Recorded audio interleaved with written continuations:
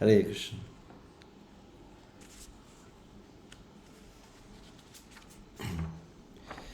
जय जय महाप्रभु जय भक्तगण, जादेर प्रयास करी नाम संकीर्तन। जय जय महाप्रभु जय भक्तगण, जादेर प्रयास करी नाम संकीर्तन। जय जय महाप्रभु जय भक्तगण, जादेर प्रयास करी नाम संकीर्तन। श्री कृष्ण चैतन्य महाप्रभु की जय हो। श्री कृष्ण चैतन्य महाप्रभु के समस्त भक्तों की जय हो, जिनकी कृपा से ही हम नाम संकीर्तन को कर पाते हैं। तो एक बार पुनः रूपानुख विद्यापीठ द्वारा आयोजित हरिनाम चिंतन पाठ्यक्रम में उपस्थित भक्तों का हार्दिक स्वागत है। हम 10 अपराध के उपरांत यहाँ प्रमाद के ऊपर चर्चा कर रहे हैं और कल जाड्य के ऊपर चर्चा हमने प्रारंभ की थी, जहाँ पर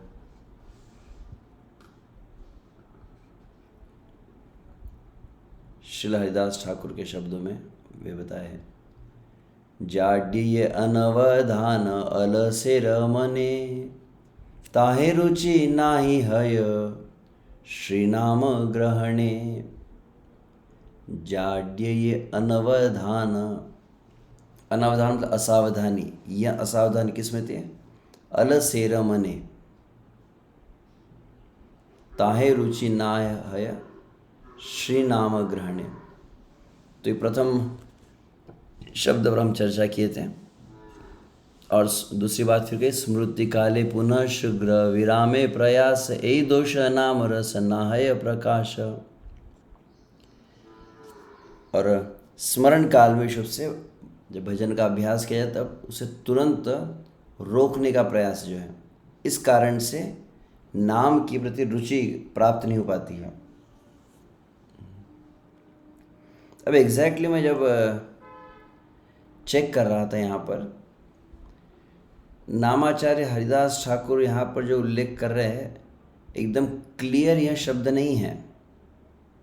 निद्रा सोने के विषय में यह मतलब निद्रा, मतलब मैं किसी वक्त से पूछ भी रहा था इस बात को, तो एग्जैक्ट उसका भी स्पष्ट उत्तर नहीं मिला है कि पूर्व काल में जितने आचार्य हुए उस समय क्या ऐसे साधकों में ये दोष था या नहीं कि भजन करते समय ऐसे निद्रा आना, जब करते समय निद्रा आना। तो किसी ने कहा कि पहले इतना नहीं था, अभी बहुत ज़्यादा हो गया है। इसलिए शायद एग्जैक्टली हरिदास ठाकुर ने वो शब्द नहीं लिखा। अलस से रमन आलस का है, जिसमें आलस वृत्ति है। तो हमने फिर ये जस्ट मिनट,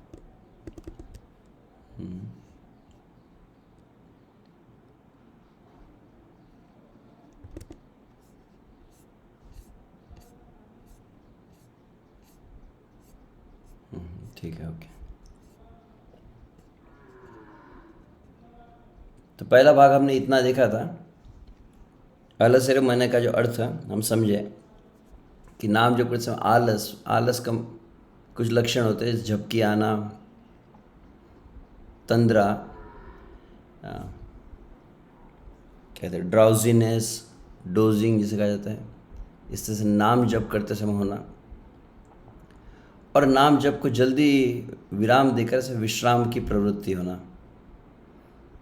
तो हमने इन जनरल पहले जो विषय मैंने चर्चा किया कल, वहाँ विशुभ से निद्रा से संबंधित था कि मानव जीवन में वैसे जगह तो मूलभूत आवश्यकता जो देहात्म बुद्धि में है, उसके लिए मूलभूत आवश्यकता है निद्रा, निस्संदेह निद्रा आवश्यक है।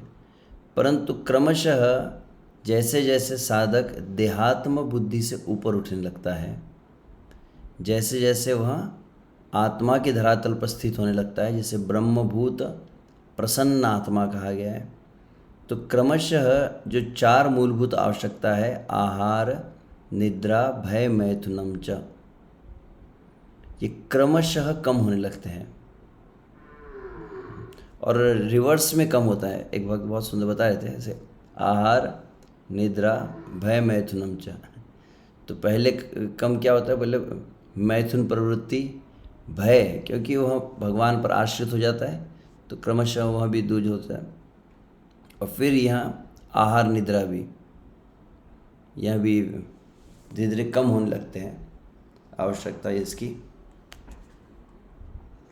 तो हम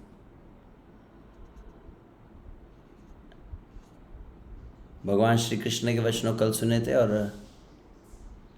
प्रहलाद महाराज के वचनों को हमने कल कहा था, जहाँ पर प्रहलाद महाराज संपूर्ण 100 वर्ष की आयु की गणना की और उसमें कहे कि बहुत बड़ा काल जो है अर्धम कहा गया, तद अर्धम पुरुषो वर्ष शतम ही आयु। यदि 100 वर्ष की आयु हो तो आधा काल केवल विशेष रूप से किनका, अजितात्मनः, जिन्होंने मन इंद्रियों पर विजय प्राप्त नहीं की है, जिन्होंने मन और इंद्रियों को श्री कृष्ण की सेवा में निवेशित नहीं किया है, उनका बहुत बड़ा काल चला जाता है। निष्फलम यदसौ रात्र्याम शेतेन्दम प्रापित।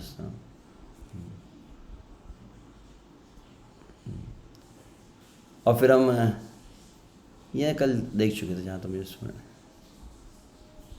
श्री चैतन्य महाप्रभु शिवास आंगन में जब भक्तों के साथ एकत्रित हुए तब श्री चैतन्य महाप्रभु के वचन क्या थे? प्रभु बोले भाई सब सुनो मंत्र सार, रात्रि के ने मिथ्या जाए आत्मा सभाकार। श्री चैतन्य महाप्रभु भक्तों के साथ मिलकर प्रतिदिन कथा कीर्तन आदि करते थे। एक दिन शिवास आंगन में संध्या काल के समय श्री चैतन्य महाप्रभु आए और कहा कि हम अपनी भगवान श्री कृष्ण के भजन के लिए ये मानव शरीर प्राप्त हुआ है और हम अपनी रात्रि को निद्रा में व्यर्थ में गवा रहे हैं। We are just wasting our time and sleeping. रात्रि केने मिथ्या जाए आत्मा सभाकार। हम सभी की रात्रि जो है क्यों हम वेस्ट करें सोने में। आज ही ते निर्बंधित करह सकल, निशाय करीब सबे कीर्तन मंगल। तो आज हम ये संकल्प, निर्बंधित संकल्प लेते हैं, सभी मिलकर संकल्प ले, क्या? निशाय करीब सबे कीर्तन मंगल, कि हम रात्रि में हम संकीर्तन को करेंगे। संकीर्तन करिया सकल गण सने, भक्ति स्वरूपिणी गंगा करीबो मज्जने। और संकीर्तन करिया सकल गण सने, सभी भक्तों के साथ मिलकर हम क्या करेंगे? हम संकीर्तन करेंगे। और क्या होगा? मैं श्री चैतन्य महाप्रभु भक्ति स्वरूपिणी गंगा, भक्ति रूपी गंगा में सभी को मैं डुबो दूंगा। करीबो मज्जने, संपूर्ण जगत को मैं डुबो दूंगा भक्ति रूपी गंगा में, इस संकीर्तन के द्वारा। जगत उद्धार हऊ सुनि कृष्ण नाम, परार्थे से तोमार सभार धन प्राण। तो वास्तविक श्री कृष्ण के नाम का संकीर्तन रात्रि में जो होगा, समस्त जगत में लोग क्या करेंगे? श्री कृष्ण के नाम को सुनेंगे और इससे लोगों का उद्धार हो जाएगा। परार्थे से तुम्हारा सभार धन, वास्तविक तुम्हारा ये जो जीवन है, तुम्हारी जो संपत्ति है, ये किसके लिए? अन्यों के कल्याण के लिए। तो अन्यों का कल्याण कैसे होगा? रात्रि में संकीर्तन करने से। सर्व वैष्णव हैल सुनिया उल्लास, आरंभिला महाप्रभु कीर्तन विलास। सभी वैष्णव जो एकदम प्रसन्न हो गए, जैसे महाप्रभु का क्या कहा? अगर हम अनाउंसमेंट कर दें आज से सोना बंद हम रात्रि में संकीर्तन करेंगे। आरंभिला महाप्रभु कीर्तन विलास। श्री चैतन्य महाप्रभु भक्तों से मिलकर इस तरह से, इसे कहते हैं अंग्रेजी में कहा जाता है नॉक्चुर्नल कीर्तन्स। संपूर्ण रात्रि में श्री चैतन्य महाप्रभु इस प्रकार से कीर्तन करते थे। तो अन्य जैसे मैं सुन रहा था परम पूज्य श्री सच्चिदानंद स्वामी महाराज से कि श्री चैतन्य महाप्रभु शिवास आंगन में कीर्तन कब करते थे? तो संध्या को 6 को प्रारंभ होकर प्रातः 6 तक संकीर्तन, और उसमें फिर भागवत के श्लोकों का गायन आदि होता था। कहाँ कहाँ करते थे श्री चैतन्य महाप्रभु? 2 स्थान बताए गए थे। अधिकांश हम शिवास आंगन ही जानते हैं, परंतु यहाँ पर क्या कहा गया? श्रीवास मंदिरो प्रति निशाय कीर्तन, कौन दिन है चंद्रशेखर भवन। तो ऐसे ये निशा कीर्तन जिसे कहा जाता है, रात्रि का संकीर्तन, यह श्रीवास ठाकुर के आंगन में होता था। श्रीवास मंदिर जिसे कहा गया है। कभी कभी चंद्रशेखर आचार्य के भवन में भी यह रात्रि का संकीर्तन होता था। प्रभुर हुंकार आर निशा हरि ध्वनि, ब्रह्मांड भेदय जेन है नमत शुनि। तो श्री चैतन्य महाप्रभु जो एकदम हुंकार करते थे निशा में, रात्रि में जो हरि ध्वनि होती थी, जब संपूर्ण संसार शयन कर चुका उस समय जो हरि बोल जो ध्वनि होती थी, ब्रह्मांड भेदय जेन है नमत शुनि, ऐसा प्रतीत है कि ब्रह्मांड के आवरण को भेद देगा। ऐसा श्री चैतन्य महाप्रभु का रात्रि का संकीर्तन होता था। प्रभु आनंद नृत्य नाही अवसर, रात्रि दिन बेड़ी सब गाय अनुचर। वास्तविक कहा जाए तो श्री चैतन्य महाप्रभु आनंद से मत्त होकर सदा सर्वदा नृत्य करते थे। नाही अवसर, देयर वाज नो ब्रेक ही नहीं रहता था। ऐसा नहीं कि हम कभी एक आध बार, वैसे तो कभी जागरण नहीं करें, एक आध बार कभी जागरण कर लिया तो क्या होगा, बोले अगले दिन फिर सुबह हमको जाके शयन करना पड़ता है पूरा दिन। ऐसा नहीं, श्री चैतन्य महाप्रभु जो उदिल अरुण पूर्व मागे, द्विजमणि गौरा आमनि जागे, भगत समूह लैया साथे गेला नागर ब्राजे। तो चाहे रात्रि हो चाहे दिन हो, रात्रि दिन बेड़ी सब गाय अनुचर, रात्रि दिन सब जो है सब भक्त मिलकर श्री चैतन्य महाप्रभु इस संकीर्तन में, कथा श्रवण कीर्तन आदि भक्ति में निरंतर लगे रहते थे। यह चैतन्य भागवत के मध्यखंड में इस तरह का वर्णन किया गया है। तो मैंने श्री कृष्ण मतलब भगवान श्री कृष्ण के वचनों कहा और प्रहलाद महाराज के वचनों को भी कहा। श्री चैतन्य महाप्रभु का भी जो भाव को हम देखे हैं, जहाँ पर चैतन्य महाप्रभु पहले कह दिया कि रात्रि कौन मिथ्या, why you are wasting your nights. अब एक विशेष बात मैं एक समय देख रहा था, आप ध्यान से अगर देखेंगे, जिन्होंने भगवान को प्रत्यक्ष प्राप्त किया उनमें एक प्रमुख उदाहरण जो आता है प्रकट रूप से, वह है ध्रुव महाराज का। 5 वर्ष का नन्हा बालक जो है वो भगवान को प्राप्त किया है। कैसे प्राप्त किया, तो श्री नारद मुनि के उपदेश को प्राप्त किए। नारद मुनि ने मंत्र जब बतलाया और तदुपरांत नारद मुनि उन्हें स्थान बतलाया कि यमुना के तट पर मधुवन में वृंदावन में जाकर आप जप करो। और क्रमशः आप देखेंगे कि ध्रुव महाराज ने क्या किया, क्रमशः आहार को कम करते गए हैं। यह वहाँ पर बतलाया गया है। और वहाँ पर उल्लेखित नहीं है कि ध्रुव महाराज अपनी नींद को कम कर रहे थे क्या। तो वहाँ पर कहा गया है, एक भक्त सुन रहा था कि ध्रुव महाराज 6 महीने में सोए होंगे, ऐसा प्रश्न ही नहीं है। जब इस संसार में कोई व्यक्ति अत्यंत व्याकुल हो जाए किसी लक्ष्य को प्राप्त करने के लिए, तो पहली बात क्या होती है, व्यक्ति की नींद उड़ जाती है। व्यक्ति मतलब वो एकदम आज तो कैसे मिलेगा, कब मिलेगा। ध्रुव महाराज को अतिशय व्याकुलता थी। एक समय इस बात को मैं कह रहा था कि दोनों चीज़ अगर आप देखेंगे, निद्रा और आहार का, ध्रुव महाराज जो आहार को कम कर रहे थे, ऐसा कुछ डाइट प्लान बना दिया था क्या उनका जैसे डाइटिशियन होता है आजकल डाइट प्लान बनाते हैं, तो क्या नारद मुनि उनका डाइट प्लान बनाया था कि पहले महीने में वो त्रिरात्रांते कपित्त भद्रासन, जैसा कहा गया है कि पहले माह में उन्होंने 3-3 दिन के अंतराल में वो कपित्त फल को खाने लगे। दूसरे महीने में 6 दिन के अंतराल में सूखे हुए जो वृक्ष से गिर जाते थे पत्ते, उनको खाने लगे। तीसरे महीने में 9 दिन के अंतराल में वो केवल जल को पीने लगे। और फिर चौथे महीने में 12 दिन का अंतराल हुआ ना, 12 दिन के अंतराल में केवल वायु का पान करने लगे। और 5वें महीने में उन्होंने पूर्णतः सब कुछ बंद कर दिया। यहाँ पर ये बात को बतलाया जाता है। तब प्रश्न आता है, कम क्यों कर रहे थे। तो विषुव से वहाँ पर एक भाव को बतलाया जाता है कि ध्रुव महाराज अतिशय व्याकुल हो गए थे श्री कृष्ण को प्राप्त करने के लिए। मुझे चाहिए कृष्ण, कि कब मिलेंगे, कैसे मिलेंगे। तो बहुत अति व्याकुलता जब हो जाती है तो मैं how I am living so comfortably, मैं इतना आराम से कैसे रह रहा हूँ, मैं इतना आराम से खा रहा हूँ, मैं आराम से विश्राम कर रहा हूँ, तो कैसे कृष्ण मिलेंगे। तो उन्हें वह 3 दिन के उपरांत थोड़े से फल लेना भी भोग की श्रेणी में लगने लगा। तो इसलिए उन्होंने 6 दिनों के उपरांत वो सूखे पत्ते, और सूखे पत्ते लेने लगे। तो लगा मैं इतना खाने में लगा हूँ, इतने भोग में लगा हूँ, मैं कैसे प्राप्त कर सकता हूँ कृष्ण। तब उन्हें जल लिया, और फिर जल के उपरांत वायु। तो बहुत अधिक जब बेचैनी का लक्षण वहाँ बतलाया गया है। उपवास की महत्ता उतनी नहीं है, उपवास भी है, परंतु उपवास किस लिए। तो उसी में दूसरी बात बतलाएगी कि ऐसा तो है नहीं कि जाके आराम से पहले दिन तो सो गए होंगे। ना ना ना, ऐसे थोड़ी श्री कृष्ण कहीं प्राप्त हुए। जो सोवत है सो खोवत है। तो मैं इस भाग को, हालांकि बोलेंगे प्रभु जी नाम जप में निद्रा के बारे में बात करना था, आप तो पूरी केवल निद्रा को लेकर बैठे। हमारी रात की नींद की पीछे क्यों पड़े।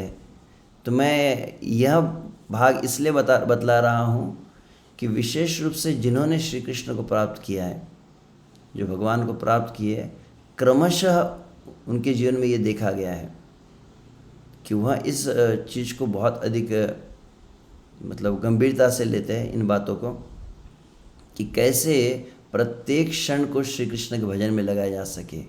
यह मन में विचार रहता है।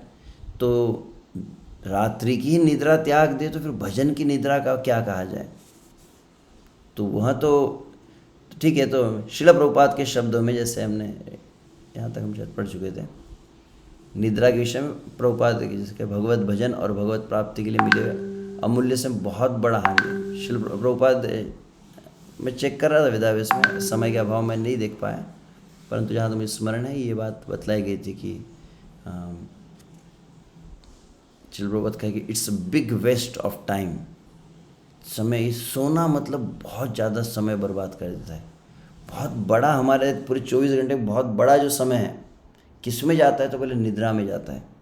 निसंदेह आहार में है, शरीर का कुछ देखभाल है उसमें भी जाता है, संसार क्रियाओं में भी जाता है, परंतु बहुत बड़ा समय जो पूर्णतः अज्ञान में।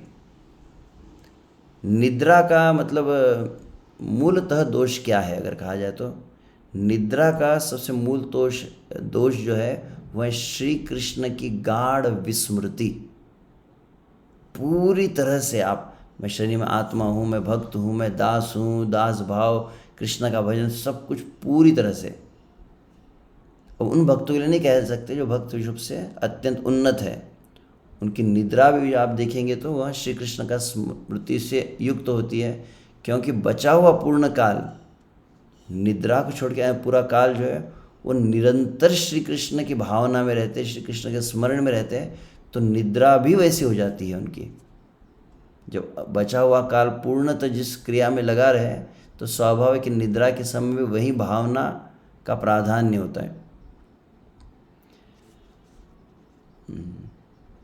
और विशेष रूप से और एक यहाँ जो वाक्य लिखा गया है निद्रा के समय, नींद क्या है, भगवत भक्ति के लिए सबसे प्रमुख बात जो श्री रूप गोस्वामी भी कहे, लौल्यम शब्द का प्रयोग किए। कृष्ण भक्ति रस भावितामति क्रियताम इति कुतोपि लभ्यते तत्र मूल्यम लौल्यम अपि केवलम जन्म कोटि सुकृतिर्विलभ्यते। तो कृष्ण भावना की कीमत क्या है, कैसे प्रेम मिले। तो प्रेम का, जिसको कहते हैं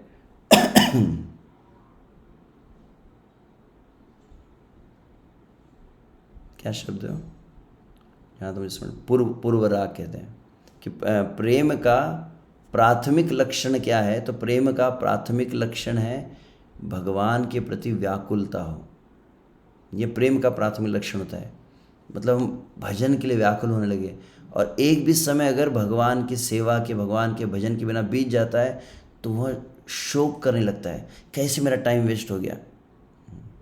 तो यह जो तीव्रता है, यह निद्रा से तुरंत मतलब आप अनुभव करेंगे जो भक्त अगर बहुत अच्छे से नाम जप करते, साधना करते होंगे, आप भागवत को पढ़ते हैं, भक्तों का संग करते हैं, आध्यात्मिक क्रियाओं को करते करते आपकी जो भावना चेतना अत्यंत ऊपर आ जाती है, बहुत पवित्र भावना रहती है। और मान लीजिए फिर आप बढ़िया एकदम कूलर वगैरह चालू कर कर बिस्तर लगा के कंबल ओढ़ कर सो गए, तो वो जो आपकी भावना चेतना थी तुरंत तत्क्षण नीचे आ जाती है। और एक बात अब यहाँ पर, ठीक है मैं पहले पूरा पढ़ लेता हूँ, फिर मैं एक पॉइंट जो ऐड करना चाहता हूँ उसके बाद मैं कहता हूँ। तो माधुर्य कादम्बिनी में भी श्री विश्वनाथ चक्र ठाकुर जहाँ पर श्रद्धा, साधु संग, भजन क्रिया, अनर्थ निवृत्ति, निष्ठा, रुचि, आसक्ति, भाव, प्रेम का वर्णन किए हैं, तो वहाँ पर निष्ठा की धरातल को प्राप्त करने के पूर्व भजन क्रिया में एक अवस्था होती है, कौन सी? उसको आ जाता है अनिष्ठित भजन क्रिया। और उस अनिष्ठित भजन क्रिया के समय, तो निष्ठा के पूर्व अनिष्ठित भजन क्रिया, उस समय क्या होता है? इस स्तर पर श्रवण, कीर्तन व स्मरण काल में आने वाले ब्लॉकेज, अवरोध, तो इसको सभी को हम चर्चा नहीं करने वाले, परंतु इसमें जैसे हमने यहाँ पर देखा कि ध्यानपूर्वक जप न करना के 3 प्रकार बताए हैं, तो वहाँ पर यह जो श्रवण कीर्तन कर रहे हैं, हम जप कर रहे हैं, उस समय 6 ब्लॉकेज बताए हैं विश्वनाथ चक्र ठाकुर ने। और वे कौन से हैं? तो वहाँ पर याद देंगे सबसे पहला कौन सा है? तो सबसे प्रथम लिखा गया लय। लय को ऐसे अंग्रेजी वहाँ पर जो अनुवादित किया गया था ड्राउजीनेस कहा गया था, कि जैसे ही आप आध्यात्मिक शब्द के संपर्क में आते हैं, श्रवण कर रहे हैं, आप कीर्तन कर रहे हैं, भागवतम क्लास सुन रहे हैं, आप नाम जप कर रहे हैं, तो आध्यात्मिक शब्दों को तुरंत, मतलब वो जैसे ऑटो मोड होता है ना, ऑटो मोड आप समझते हैं, जैसे तुरंत स्विच ऑफ हो जाता है कोई बटन, तो वैसे जैसे वो आध्यात्मिक शब्द कान के पास आए तो तुरंत वो आपको स्विच ऑफ कर देता है, न चाहते हुए आँख बंद हो जाती है, न चाहते हुए भी एकदम निद्रा उसको घेर लेती है। तो ये सबसे प्रमुख बात है। बाकी भी वैसे बताया गया। तो दूसरा है विक्षेप, तो विषय भटकना ध्यान का, मंत्रेतर विषय में है यहाँ पर, मतलब मंत्र को छोड़कर इधर उधर भाग रहा है मन, उसको विक्षेप कहा गया है। अप्रतिपत्ति मतलब असमर्थता, you are not able to focused, भाग नहीं रहा है परंतु रुक भी नहीं रहा है, ये थोड़ा अलग धरातल है। कषाय मतलब थोड़ा दूषित चेतना, फिर मतलब गलत विचार आना, तो कषाय कहा गया है। और रसास्वाद मतलब केवल गलत विचार आ नहीं रहा, गलत विचार का मन ही मन भोग भी हो रहा है, अच्छा लग रहा है। जब करो, जब के समय कुछ और भी जैसे भोग विलास की जो भावना है उसमें आप बहुत अच्छा आनंद ले रहे हो, सुख ले रहे हो। तो लगभग चौथे और पाँचवें में थोड़ा कनेक्शन देख रहे हैं कि एक तो दूषित भावना है परंतु वह भोग में और सुख लेने की जो भावना है उसमें रस मिल रहा है, वहाँ 5वां है। तो इस तरह से समझ लो 5 है, 6 नहीं। तो जो भी 5 में प्रथम जो वहाँ पर भी विश्वनाथ चक्र ठाकुर जो गए वो लय ही है। यहाँ पर आप जो देख रहे थे झपकी तंद्रा जो कहा गया, और हरिदास ठाकुर नाम जप में कोई जाड्य का है। तो इसके अंतर्गत मैं कुछ बातों को जो विचार कर रहा हूँ शुभ से, जस्ट मिनट,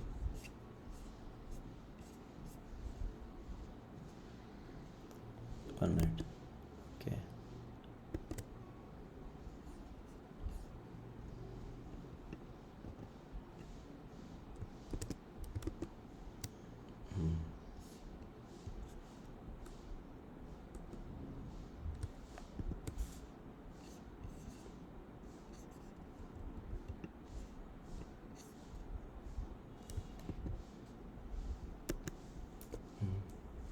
इस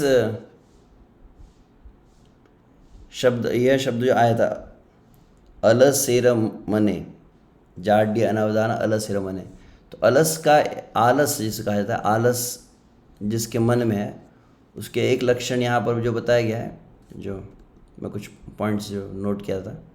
एक तो प्रथम बात है कि शरीर में आलस जो कहा गया है, आलस का दूसरा एक अर्थ हुआ तमोवृत्ति। तमोवृत्ति बहुत शरीर में बहुत तामसिकता जो रहती है, तमोवृत्ति मतलब जैसे अपवित्र रहना, स्नान आदि नहीं करना, अपवित्र भोजन होना, अपवित्र वस्त्र रहना, तमोवृत्ति बहुत कुछ रहती है। तो और फिर अलसेर मन, आलस वाला मन मतलब जिस तरह से आप प्रसिद्ध एक श्लोक सुनते होंगे भागवत में, कौन सा है? प्रायण अल्पायुष सभ्य कलावस्मि युगे जना मंदाह सुमंद मतयो मंद भाग्या ही उपद्रता। कली काल के लक्षणों में बताया गया इस बात को। प्रायण अल्प आयुष, कि क्रमशः कली काल में क्या होगा, लोगों की आयु कम होने लगेगी। प्रायण अल्प आयुष कलौ अस्मिन युगे जनाः, फिर क्या क्या क्या कहा गया? मंदाः सुमंद मतयो, मंद भाग्य। 3 जगह पर मंद मंद मंद किया गया है। मंद, सुमंद और मंद भाग्य कहा गया। तो पहला मंद मतलब वेरी स्लो। एक पॉइंट यहाँ पे मिस कर गया मैं, इसको ऐड कर सकते हैं। Okay, just a minute, let me put it in a bullet.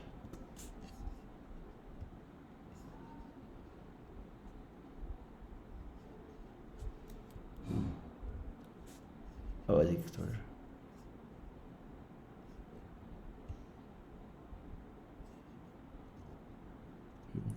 तो मंद का अर्थ केवल शरीर से आलस नहीं है। मंद का और एक अर्थ होता है जिसको, जहाँ तो मुझे स्मरण, शायद एक गोस्वामी तुलसीदास के वचन है, राम नाम में आलसी भोजन में होशियार। भजन में आलस बहुत रहता है, भक्ति में आलस या भक्ति में शिथिलता कहा गया है, या ढीलापन, लापरवाही इसे कहा गया।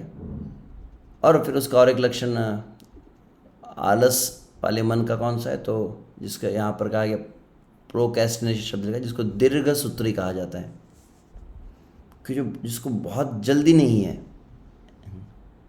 क्या कहते हैं? अति तिथे माति अति सर्वत्र वर्जते। तो ये श्लोक इन लोगों को बहुत अच्छा लगता है कि अति सर्वत्र वर्जते। तो भक्ति में ज़्यादा अति नहीं करनी चाहिए, धीरे धीरे करो, ज़्यादा शुद्ध भक्त बनने की जरूरत नहीं है। तो इस तरह की जो भावना है। और फिर कंफर्ट जोन जिसे कहा गया है, जिसका अर्थ यहाँ पर अपनी सुविधा और आराम के आधार पर कृष्ण भावना का अभ्यास करना। मतलब जितना हमसे जमता है उतना करेंगे। हमने अपना एक दायरा बना कि इतना ही हमसे साधना होंगी, हमसे ज़्यादा हो नहीं पाएगा, हम अधिक कष्ट नहीं लेना चाहेंगे। तो इस प्रकार की जो वृत्ति होती है। और अंततोगत्वा फिर कहा गया है तीव्र लालसा का अभाव। श्री कृष्ण की प्राप्ति की वह लालसा, वह व्याकुलता अभी नहीं है, अतएव व्यक्ति क्या करता है? निद्रा करता है। अब आपसे एक प्रश्न पूछा जाए, अगर इस संसार में आप देखते हैं कुछ ऐसी क्रियाएं होती है जब उन क्रियाओं को करते समय आपकी नींद उड़ जाती है। अगर पूछा जाए,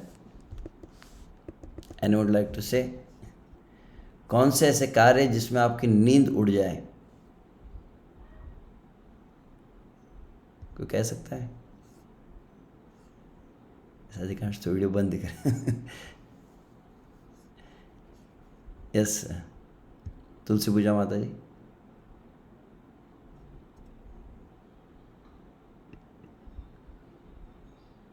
हरे कृष्णा प्रभु जी, कैश काउंट करते समय हमेशा हमारी नींद उड़ी होती है। अच्छा, नहीं नहीं, पैसे गिनते समय भी सोते हुए देखा है मैंने कुछ लोगों को। यस, वंशीधरन ठाकुर। हरे कृष्ण, दंडवत प्रणाम प्रभु जी। जब हमारे घर में कोई शादी होती है तो हमारी नींद उड़ जाती है। और दूसरा, जब हमें कुछ बहुत बड़ा लाभ होने वाला है या कुछ पद मिलने वाला है तो उस वक्त हम जी जान के प्रयास करते हैं। ओके, मैं कुछ और अपेक्षा कर रहा था। Yes sir. रघुनाथ प्रिया माता जी। हाँ प्रभु जी, जैसे कि हमारा हमारा इंटरेस्ट जिस चीज में है उस चीज को हम करते हैं तो हमारा नींद उड़ जाती है। जैसे कि एक एग्जांपल के लिए, जैसे मूवी हम देखते थे पहले, तो रात को कितना भी बजे, ये एक दो कितना भी बजे हम देख सकते हैं, मतलब नींद उड़ जाती है। इंटरेस्टिंग चीज है ना। इसलिए टाइम का वैल्यू नहीं है कि क्या हो रहा है। दूसरा कुछ नहीं, भूख भी नहीं लगती है, प्यास भी नहीं लगती है, ऐसे। ओके, ठीक है। यस, पद्मा माता जी। हरे कृष्णा प्रभु जी। जब मोबाइल मोबाइल सामने आता है ना, इंसान सब कुछ भूल जाता है। मतलब अभी मैं पढ़ने बैठूं तो नींद आएगी, पर जब मोबाइल खोलूं तो घंटा चला जाएगा तो नींद नहीं आती। ठीक है। ऐसे। बहुत अच्छा है। तो लगभग कह सकते हैं आपकी जिस विषय में रुचि हो, मैं कुछ और अपेक्षा भी कर रहा था आपके जीवन में। जैसे शिला प्रभुपाद के शिष्यों का एक हम उदाहरण सुनते हैं। वो कौन सा है? शिला प्रभुपाद के एक शिष्य होकर गए, शायद है, पता नहीं, आई डोंट नो। पुष्टि कृष्ण महाराज प्रभुपाद जी के सन्यासी शिष्य थे। तो वे कह रहे थे कि बिशप से वो अफ्रीका में शिला प्रभुपाद जी ने भेजा, और शिला प्रभुपाद की आज्ञा से अफ्रीका में जो प्रचार करने लगे, और अफ्रीका में लगभग पता नहीं अभी वर्तमान की स्थिति, मगर वहाँ पर बताया था कि लोग, मतलब डाकू होते, चोर बहुत रहते हैं, लोग घर में जाके तुरंत डाका डालते हैं, और तुरंत मतलब वहाँ पर किसी को मारते समय विचार नहीं किया जाता, किसी को तुरंत मार दिया जाता है। तो वे बतला रहे थे कि एक समय पुष्टि कृष्ण महाराज अलग अलग लोगों से मिलने जाते थे लाइफ मेंबरशिप के लिए, लोगों को प्रचार करने के लिए। तो एक समय किसी से मिलने के लिए गए, किसी इस्कॉन के मेंबर होंगे उनसे मिलने के, बड़े परिवार से। और जब उनके घर पर गए वो मिलने के लिए, उसी समय क्या हो, उसी समय अचानक वहाँ पर कोई चोर डकैत आ गए, उनके ऊपर गैंग आ गई। और गैंग जैसे, तो गैंग सबके हाथ में बड़े रिवॉल्वर्स थे। तो तुरंत उन्होंने एकदम तान दिया, बंदूक से तान दिया, तुरंत बोले कि मार डालो सबको, जो है सब कुछ लूट लो। तो उसमें एक व्यक्ति ने तुरंत जो है पुष्टि कृष्ण महाराज के भी सामने बंदूक ले ली। अब वहाँ पर पुष्टि कृष्ण महाराज कहते, जैसे उन्होंने बंदूक मेरे सामने रखी, अगले ही क्षण मैंने अपना हाथ बीड़ बैग में डाल दिया। हरे कृष्णा हरे कृष्णा कृष्ण हे कृष्णा हे कृष्णा। तुरंत वो प्रार्थना करने लग गए, एकदम ऐसे गिड़गिड़ाने लगे, एकदम अंदर ही ऐसे आर्त भाव से, कृष्ण पाहि माम रक्ष माम, रक्षा करो श्री कृष्ण बचाओ, हे नरसिंह देव बचाओ। तो एकदम हरे कृष्णा हरे कृष्ण। तो वो जब ऐसे मारने वाला था, उसी समय क्या हुआ, वो जो चोरों की टोली थी उसमें उनका एक मेन जो व्यक्ति था, उसने कहा कि नहीं नहीं, ये तो मतलब इस्कॉन वाले, हरे कृष्णा वाला है, तो इनके पास कुछ रहता नहीं, ये तो दूसरों के पास मांगने के लिए जाते हैं, छोड़ दो, अच्छे लोग ही जानते, छोड़ दो।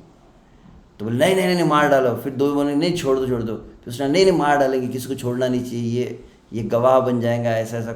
वो आपस में उनका मतलब कहा सुनी होने लगी। एक कहते मार डालो, दूसरा कहते छोड़ दो, एक कहते मार डालो एक छोड़ दो। तो जो भी हो आखिर में वे बच गए उस। परंतु तब उन्होंने एक बात कही कि इतने जो हो रहा था आपस में बहस, उतने चक्कर में मेरी एक माला पूरी हो गई। और उन्होंने कहा कि ज़िंदगी में वैसी माला मैंने फिर कभी नहीं की। वो जो माला मेरी हुई, when you are really facing the crisis in life, जीवन में भयंकर जब मृत्यु सामने आ जाए, भयंकर विपत्ति वाली स्थिति जब आ जाए, जैसे कल परम पूज्य श्री लोकनाथ साहब महाराज कहते, दुख में सब सुमिरन करे, सुख में करे न कोई। ये बात कहते, जब जीवन में भयंकर दुख आते हैं, विपत्ति आती है, आपदा आती है, कष्ट आते हैं, या जिसे कहते when there is a emergency situation कह सकते हैं। नींद कब उड़ती है? तो सबसे पहला है कि जीवन में सामने मृत्यु आ जाए। विश्व से आपने कई विद्यार्थियों को विश्व से परीक्षा के समय नींद उड़ जाती है उनकी, आपने देखो। So when there is a sense of urgency, समझ रहे ये शब्द मतलब किस लिए चले हम? श्री कृष्ण को प्राप्त करने चले हैं। कोई साधारण क्रिया है क्या? तो निद्रा कब उड़ती है? तो एक मैंने कहा कि जब मृत्यु सामने हो, भयंकर जीवन में कष्ट विपत्ति आ जाए, आपातकालीन परिस्थिति आ जाए, और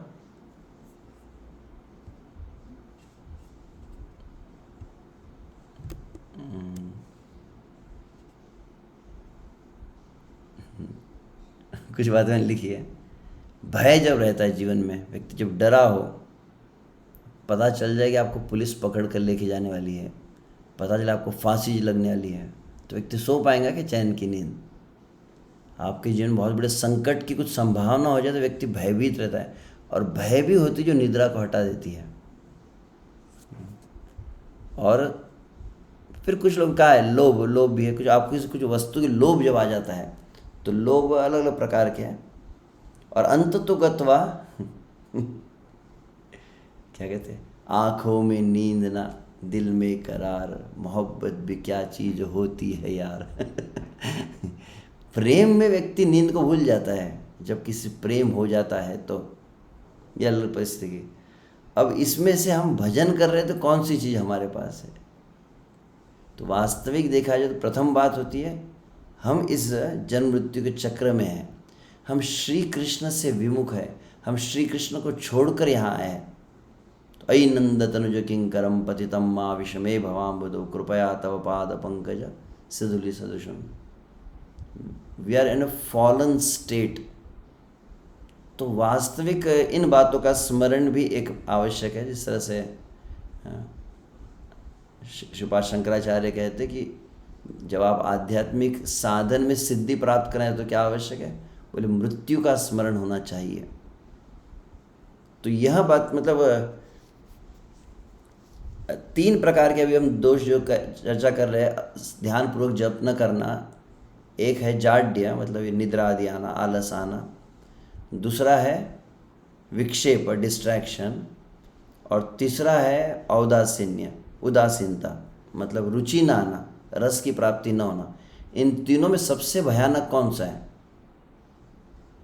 बोले इन तीनों में सबसे भयानक जाड्य है। क्यों? बाकी 2 में इसमें क्या अंतर, कौन बता सकता है? वुड लाइक टू से। एक बहुत बड़ा दोष है इसमें, बाकी 2 में नहीं है। डिस्ट्रैक्शन में भी समस्या है कि हाँ, नाम जब में आपका ध्यान नहीं लग रहा हो, ठीक है, आपको रस नहीं मिल रहा हो, ठीक है, परंतु निद्रा बहुत भयानक है। क्योंकि 2 बातें होती जप में, एक तो ध्यान पूर्वक जप करना है, पहली बात हुई, परंतु दूसरी बात अगर ध्यान पूर्वक जप नहीं, कम से कम जप तो करे।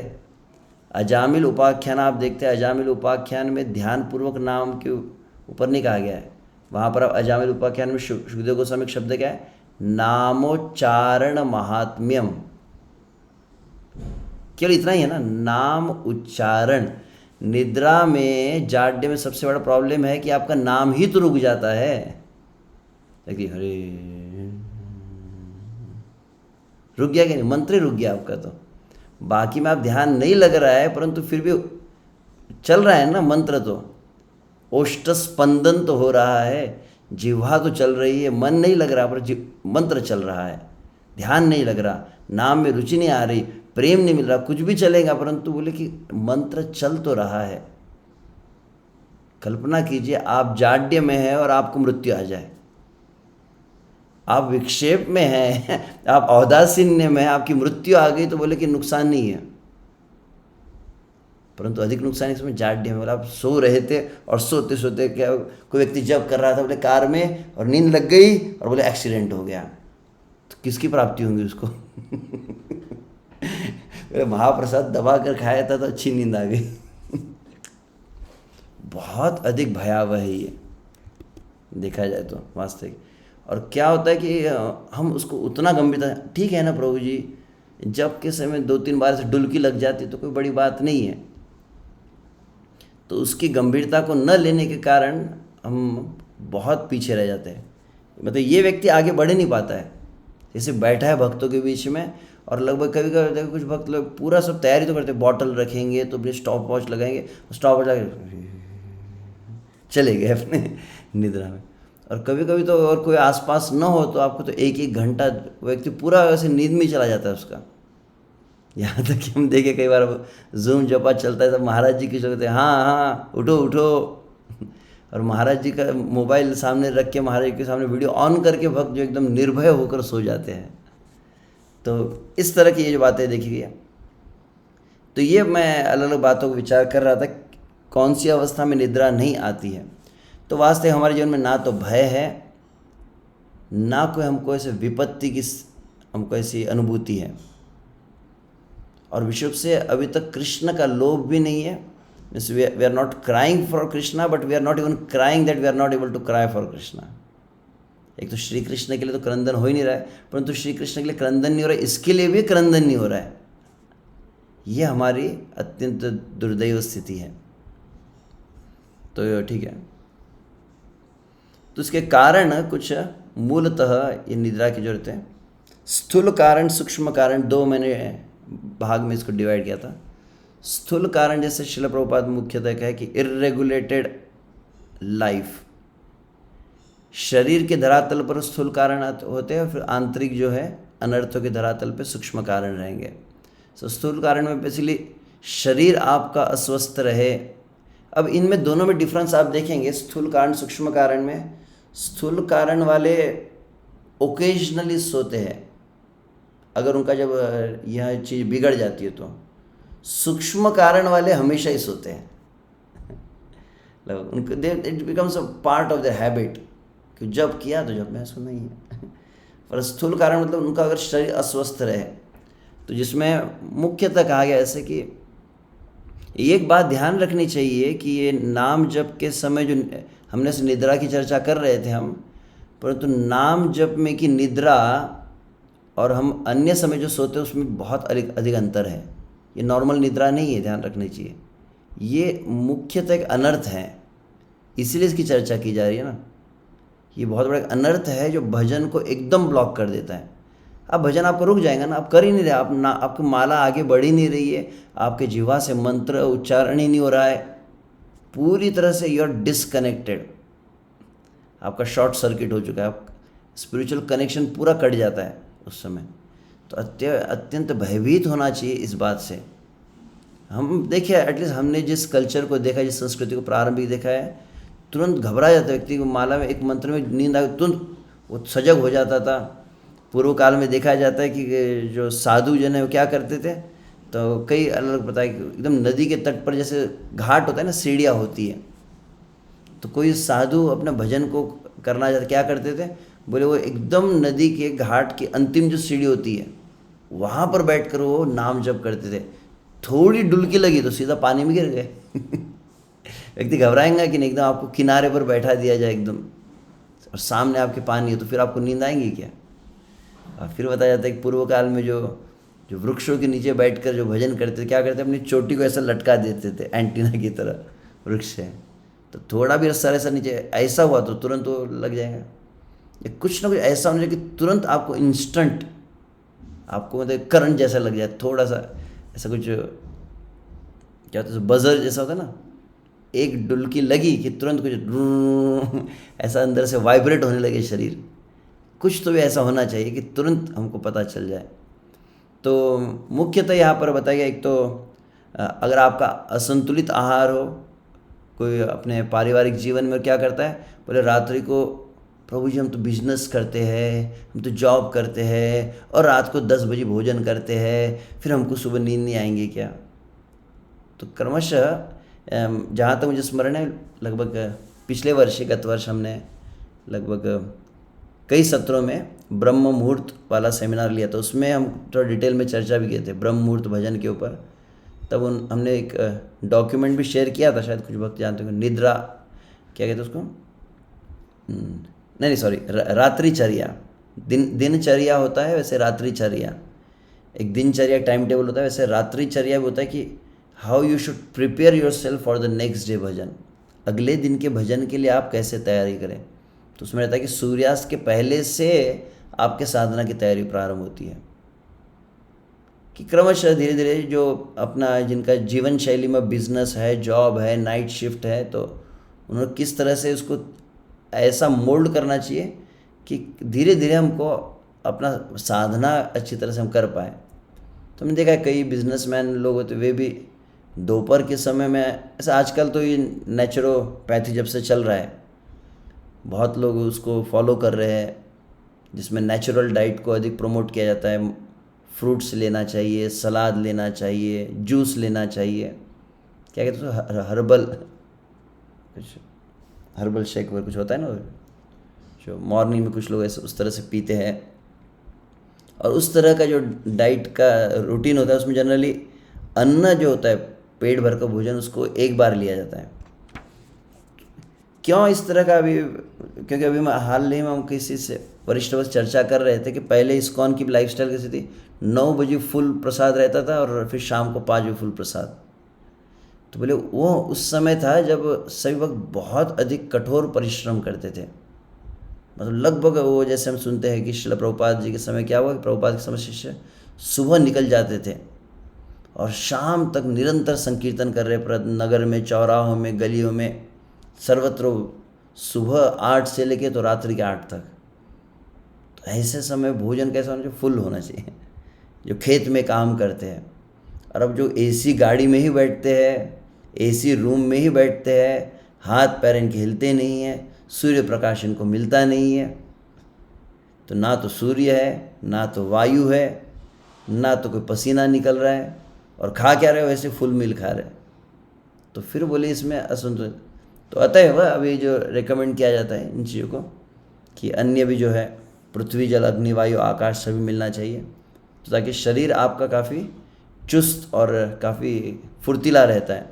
तो अन्न एक बार जो लेते जनरली, वो फिर शाम के समय में मोस्टली अधिकतर भक्तों देखेगी, मैं गृहस्थ भक्तों की बात कर रहा हूँ, ब्रह्मचारियों की नहीं। गृहस्थ भक्तों मैंने बहुत से कांग्रेशन को देख रहा हूँ कि धीरे धीरे वो इवनिंग में लाइट लेते हैं, कुछ कई लोग फ्रूट्स ही लेते हैं, मिल्क, दूध लेते हैं, या फिर कोई खिचड़ी है, दलिया है, उस तरह का कुछ। तो हमने रात्रिचर्या में इन बातों की चर्चा की थी कि आप आहार पर बहुत विचार करना चाहिए रात्रि का, और हल्का होना चाहिए, क्योंकि कोई भी आहार को ऐसे अगर हेवी डाइट लेते हैं उसको एटलीस्ट 4-5 घंटे पूरा पचाने में लगते हैं, और आप सो जाते हैं तो आपकी पाचन की क्रिया रुक जाती है। वैसे तो सूर्य से पाचन क्रिया का जो जठराग्नि का कनेक्शन रहता है, तो सूर्यास्त के बाद इस जठराग्नि कार्य नहीं करती, जहाँ तक मैं एक सुना हूँ। तो इसलिए उसके बाद बहुत बड़ा कोई डाइजेशन होता नहीं है। अतएव अच्छा हो कि संध्या में सूर्यास्त के पूर्व हो और सूर्यास्त के उपरांत अत्यंत हल्का कुछ रहे, तो फिर आप देखेंगे आपकी निद्रा भी बराबर होती है और प्रातःकाल आपके शरीर में अधिक सात्विकता रहती है। और अपर्याप्त निद्रा मैंने एक लिखा है कारण, जैसे नींद बराबर न हो। हालांकि ये एग्जैक्ट कारण नहीं है, मैंने ऐसे भक्तों को भी देखा है, इसको मैं पहले भी कह चुका था कि कई भक्तों को देखा है, कई बार हम जो प्रचार कार्य में जाते हैं, कभी कभी उनको 11 बज जाता है, 12 बज जाता है, परंतु अगर उन्होंने आदत बना ली है किसकी, ब्रह्म मुहूर्त में अच्छी तरह से नाम जप करने का एक रूटीन है कि ये 5 से 7 ये समय है जब हम जप करते ही है, तो देखा गया उनकी नींद नहीं होंगी तो भी वो उस समय जप कर ही लेते हैं। तो इसलिए बिगिनर्स के लिए बात अलग है, परंतु जिनको हैबिट बन गई है कि उस समय जप करना है और अब अच्छे से जप करने आदत बन चुकी है, तो निद्रा आती नहीं है इस तरह से। फिर भी मैंने लिखा है कि अपर्याप्त निद्रा भी कारण है। आपकी नींद ना हो तो अच्छी नींद होनी चाहिए। अच्छी नींद का अलग अलग प्रमाण है, क्योंकि मैं भी किसी डॉक्टर से मिला तो उन्होंने कहा कि आप बड़ा 6 घंटे सोते कि नहीं। अब भौतिक दृष्टिकोण से देखा जाए तो शरीर को यही कैलकुलेट करेंगे। प्रश्न है आप सोते क्यों हैं अगर पूछा जाए किस लिए सोया जाता है, तो उत्तर प्राप्त होता है कि प्रभु जी शरीर को विश्राम देने के लिए सोया जाता है। सोने से शरीर को विश्राम मिलता है, ये किसने कहा?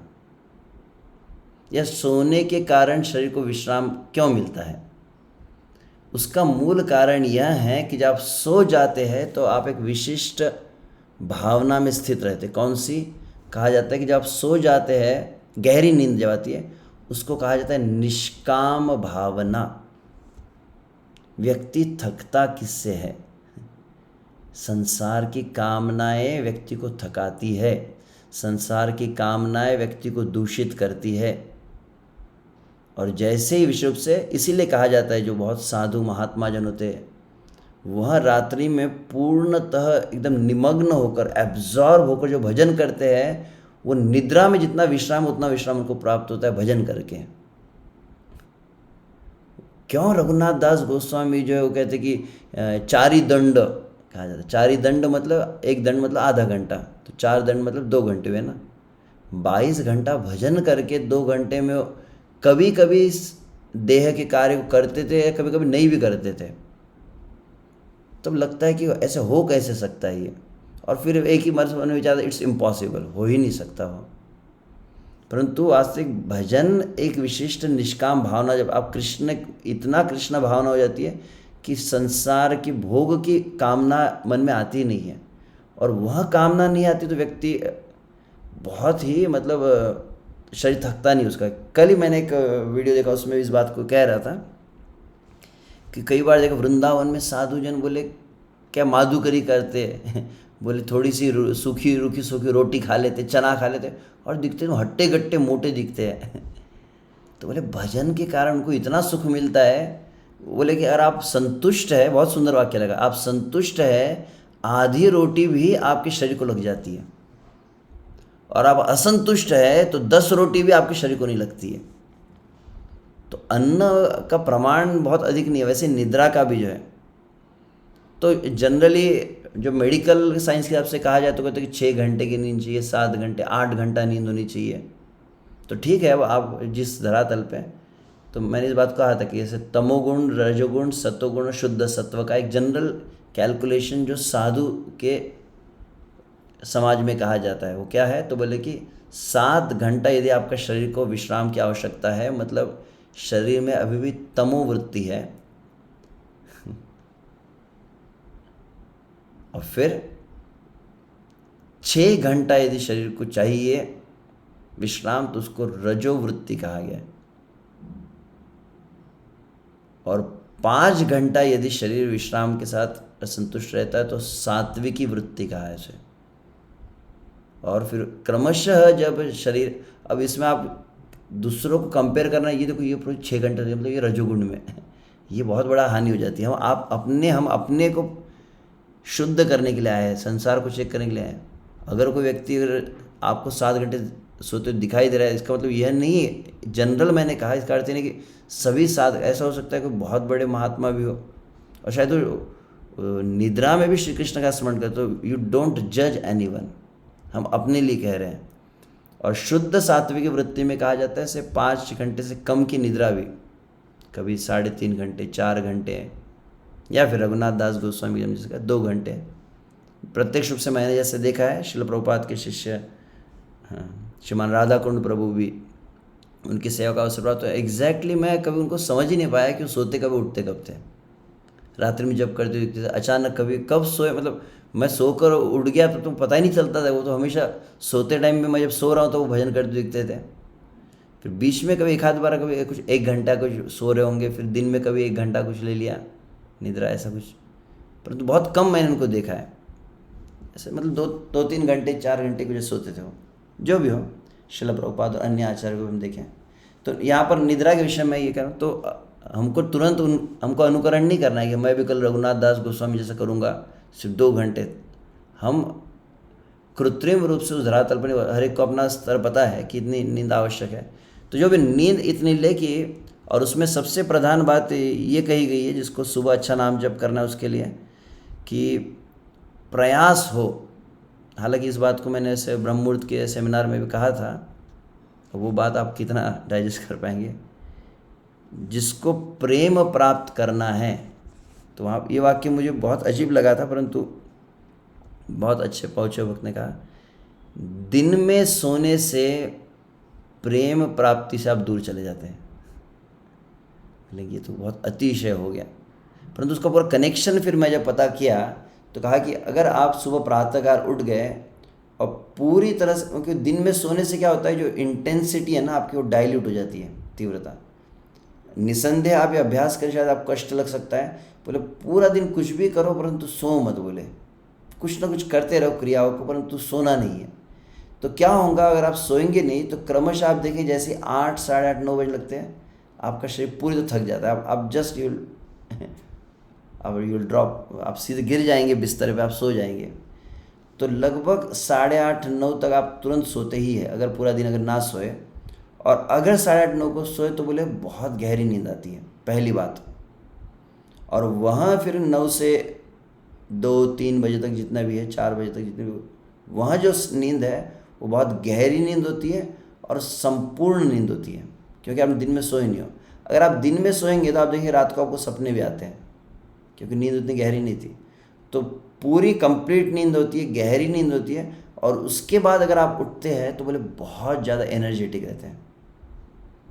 अधिकांशतः लोग जो है, कारण एक यहाँ भी होता है प्रारंभ अवस्था में। ठीक है, तुम आई नीड टू कंप्लीट, मैं पहले कल पढ़ लेता हूँ। और ये तो मुख्य कारण अभी प्रेजेंट जनरेशन में सबसे ज़्यादा देखा जा रहा है। बोले क्या है, बोले सुबह सुबह बोले पेट साफ ही नहीं होता। क्यों? क्योंकि अधिकांश जस्ट हरे कृष्णा हरे कृष्णा कृष्ण कृष्ण जस्ट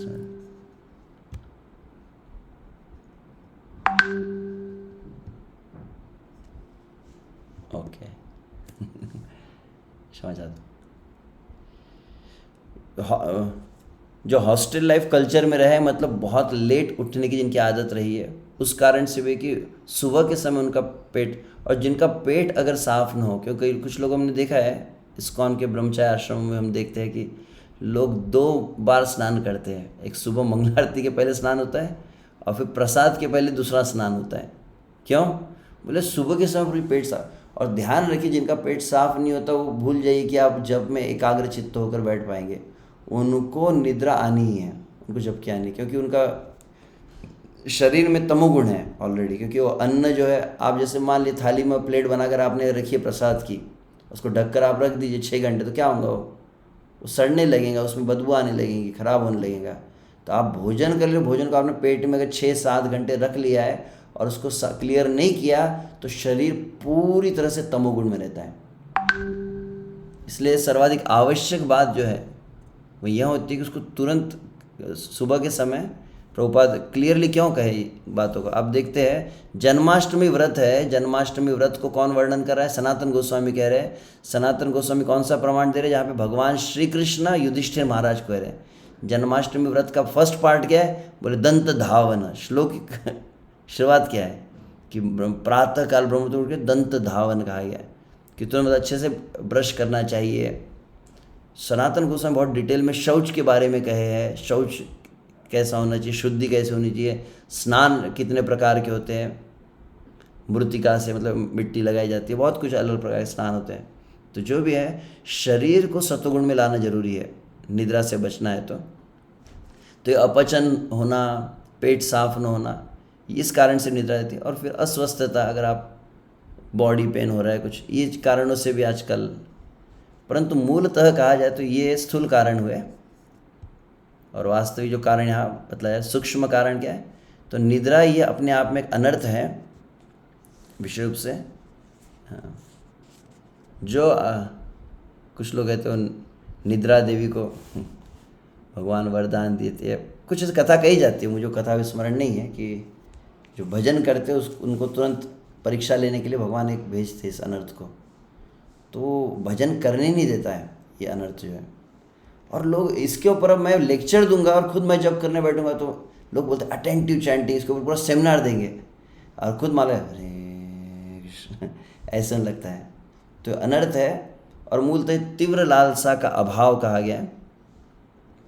और कुछ कारण ऐसे यहाँ दिए हैं ऐसे कि अन्न दोष से भी लगता है, ऐसे कि अगर आप ऐसे लेट ले रहे हैं और साथ ही में अगर आप कहीं और का खा रहे हो, जो श्री कृष्ण का प्रसाद नहीं, तो कृष्ण की स्मृति भी नहीं होती है, मन की चंचलता आती है और नींद भी आती है। वो व्यक्ति उठ नहीं पाता है सुबह। आप देखेंगे जो बाहर खाता होगा ना, कितना भी करो सुबह नहीं उठ पाता है, कहीं भी खा ले अगर वो। दृष्टि दोष से भी निद्रा का होता है, कारण कहा गया है, जिसको हम काफ़ी विस्तार से एक सेमिनार में चर्चा की है, अन्न दोष और दृष्टि दोष को।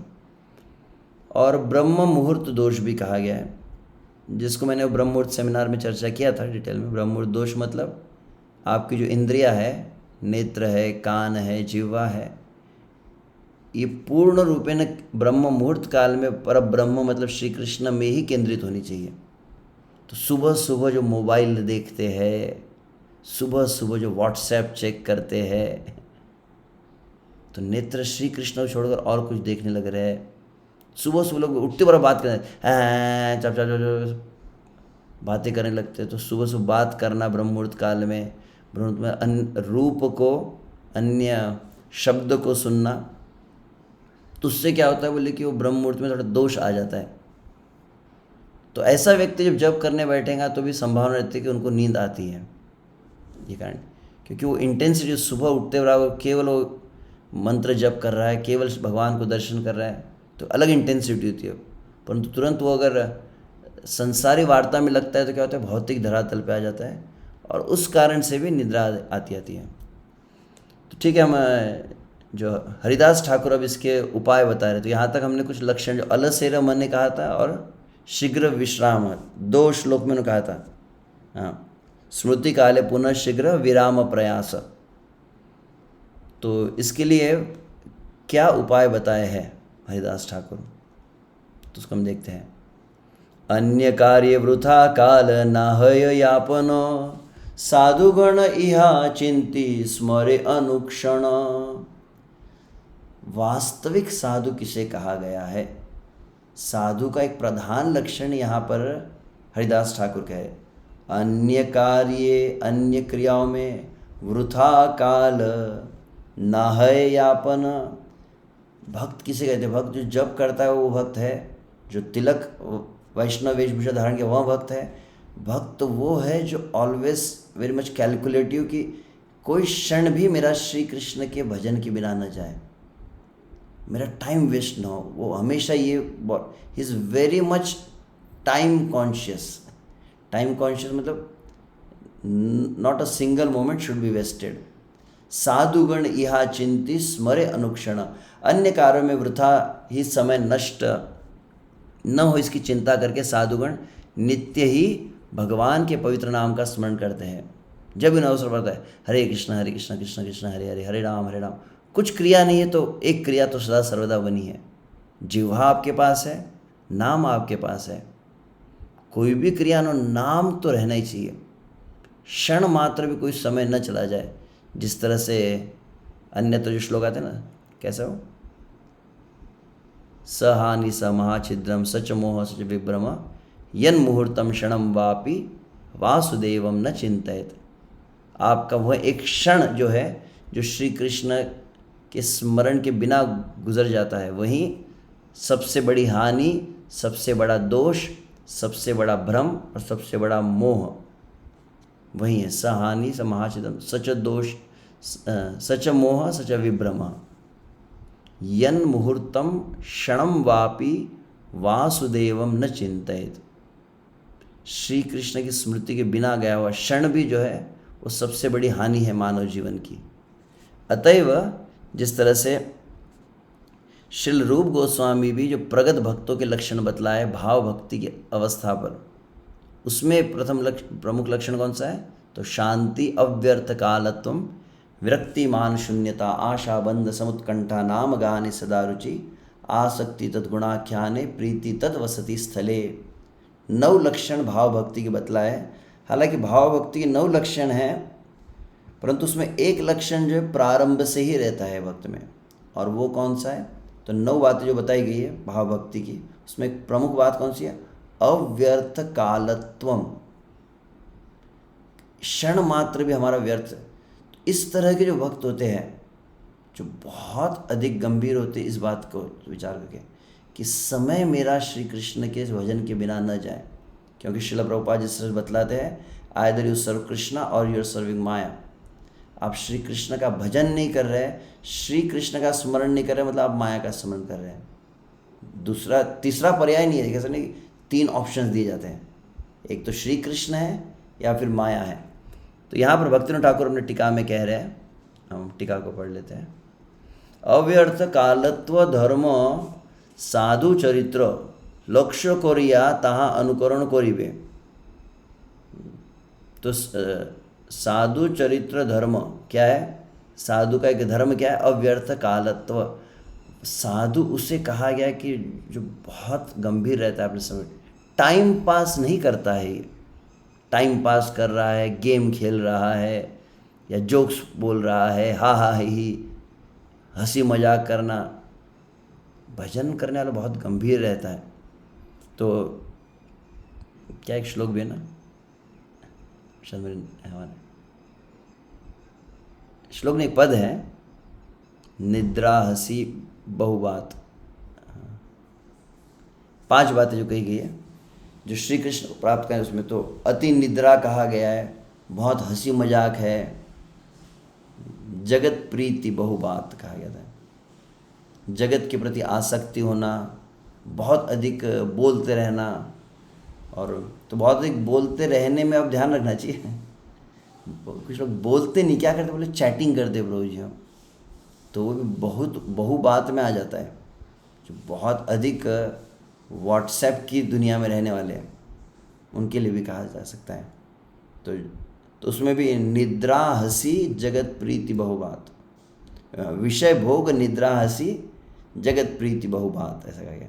तो विषय भोग ये नारायण हरि भजन में ये 5 न सुहात, भगवान के भजन में ये 5 चीज़ें जो है ना, ये तुरंत डाइल्यूट कर देती भजन को।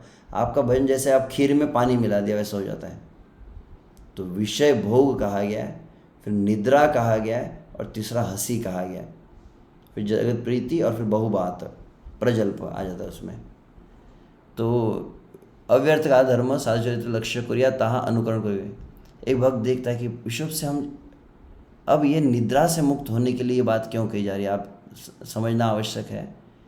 जो सीरियस भक्तों को अगर आप देखते हैं, हम वरिष्ठ वैष्णव को देखते हैं, सन्यासी जन को देखते हैं, ऐसे जो निरंतर भजन में लगे रहते हैं। ये बात जब भी कहता हूँ, मुझे जिनको मैंने देखा है तो उनका स्मरण होता है निश्चित रूप से।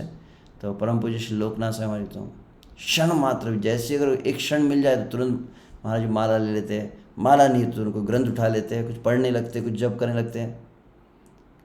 कोई ना कोई मतलब साधन निरंतर लगा ही रहता है उनका, चाहे वो ट्रेन में हो, बस में हो, कहीं। ऐसा नहीं कि तो ऐसे बैठे हैं सोच रहे हैं क्या करना चाहिए। ऐसा कभी देखा नहीं है भक्तों को, कैसे लेट गए सर पे हाथ रख के और क्या कर रहे हैं, मुंगेरी लाल के हसीन सपने कुछ ऐसा नहीं रहता है। Either you should be chanting, you should be hearing, you should be serving, और you should be planning to serve, जिसे कहा जाता है। एक तो आप सेवा में हो या सेवा का विचार में हो, सेवा की योजना में हो, भजन में हो, श्रवण में हो, कीर्तन में हो, नवधा भक्ति में हो, 64 अंगों में हो। तो जो वरिष्ठ भक्त होते हैं उनमें ये बात देखी जाती है, रिलैक्स नहीं रहते हो। और विशेष रूप से जिनमें बहुत अधिक श्री कृष्ण की प्राप्ति की व्याकुलता होती है, कैसे भजन बढ़ेगा, भक्ति कैसे प्रतिदिन, आज मेरे माला जपो, मेरी भक्ति बढ़ी क्यों नहीं, कैसे मुझे श्री कृष्ण प्रत्येक दिन के नाम जप के समय ऐसी व्याकुलता रहे कि हम बार बार सुन रहे हैं कि हरिनाम मतलब साक्षात कृष्ण है, कृष्ण का अनुभव क्यों नहीं हो रहा है। श्री कृष्ण मेरे साथ में है परंतु मैं इस संसार में क्यों भटक रहा हूँ। विलाप होना चाहिए, शोक होना चाहिए, they should be crying, they should be lamentation. कैसे नींद आ जाती है जब मैं बहुत बार सोचता हूँ, कुछ लोगों को क्यों आदत बनी हुई है, पता नहीं कैसे आदत बनी है। तो ऐसे जो भक्त होते हैं तो इनको देख कर क्या होते हैं, जब ऐसे भक्त होते हैं तो यू गेट इंस्पायर्ड, हमको प्रेरणा मिलती है। तो प्रधान अब ये निद्रा से मुक्त होने का लक्षण क्या है, इजी वे में बताए तो सबसे प्रमुख बात बताता है, वरिष्ठ भक्तों के साथ में बैठकर नाम जप करना चाहिए। जो बहुत गंभीर होते हैं, जिनका पूरा लाइफस्टाइल वैसे नहीं कि जब के टाइम में आपको बहुत सीरियस दिखाते और बाकी समय में वो हाय, उनका जीवन इतना गंभीर है, तो साधना वो जब करते हैं उसमें वो गंभीरता रहती है उनके। तो ऐसे भक्तों को, और लगभग तीनों आप प्रमाण में देखें, तीनों जो दोष है ध्यानपूर्वक जप न करो, उस तीनों में कहीं ना कहीं कनेक्शन साधु का आता है। तीनों दोष साधु संग में जाते हैं। तो पहली बात कही कि इस साधु का क्या लक्षण है, जो क्षण मात्र अपना गवाता नहीं है। तो कहा जाता है कैसा वो भक्त रहता है, नाम स्मरे रसे मजे अन्य ना ही चाय, सही रूप साधु संगे यही दोष जाए।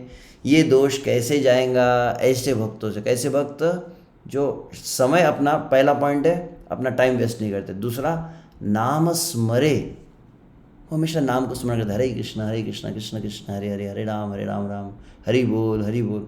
नाम का स्मरण उनको होते रहता है, समय को व्यर्थ नहीं गवाते। और तीसरा रसे मजे, they are relishing Krishna consciousness.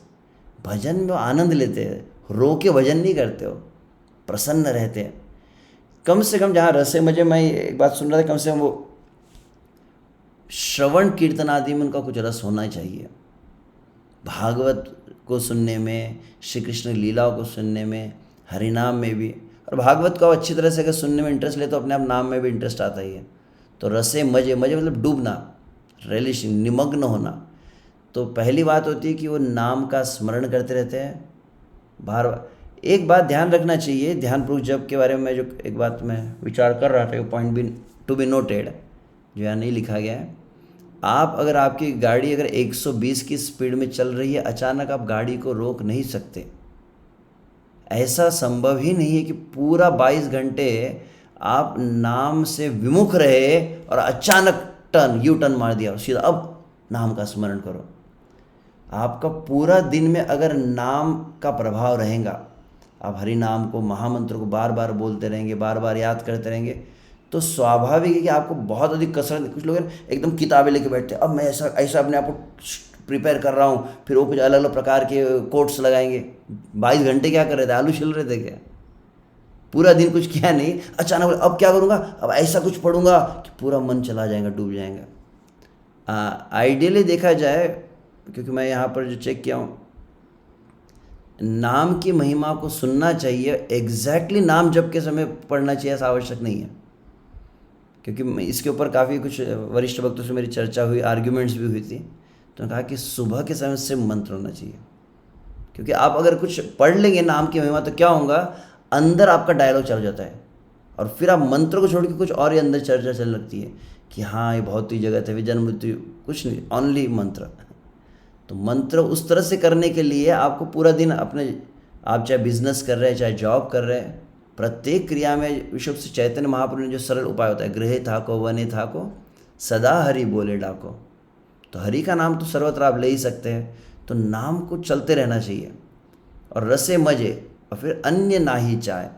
और ऐसा करने से, क्योंकि उसको रस मिलता है, तो रस मिलने का लक्षण क्या है, तो रस मिलने का लक्षण होगा कि उसका संसार का रस कम हो जाता है।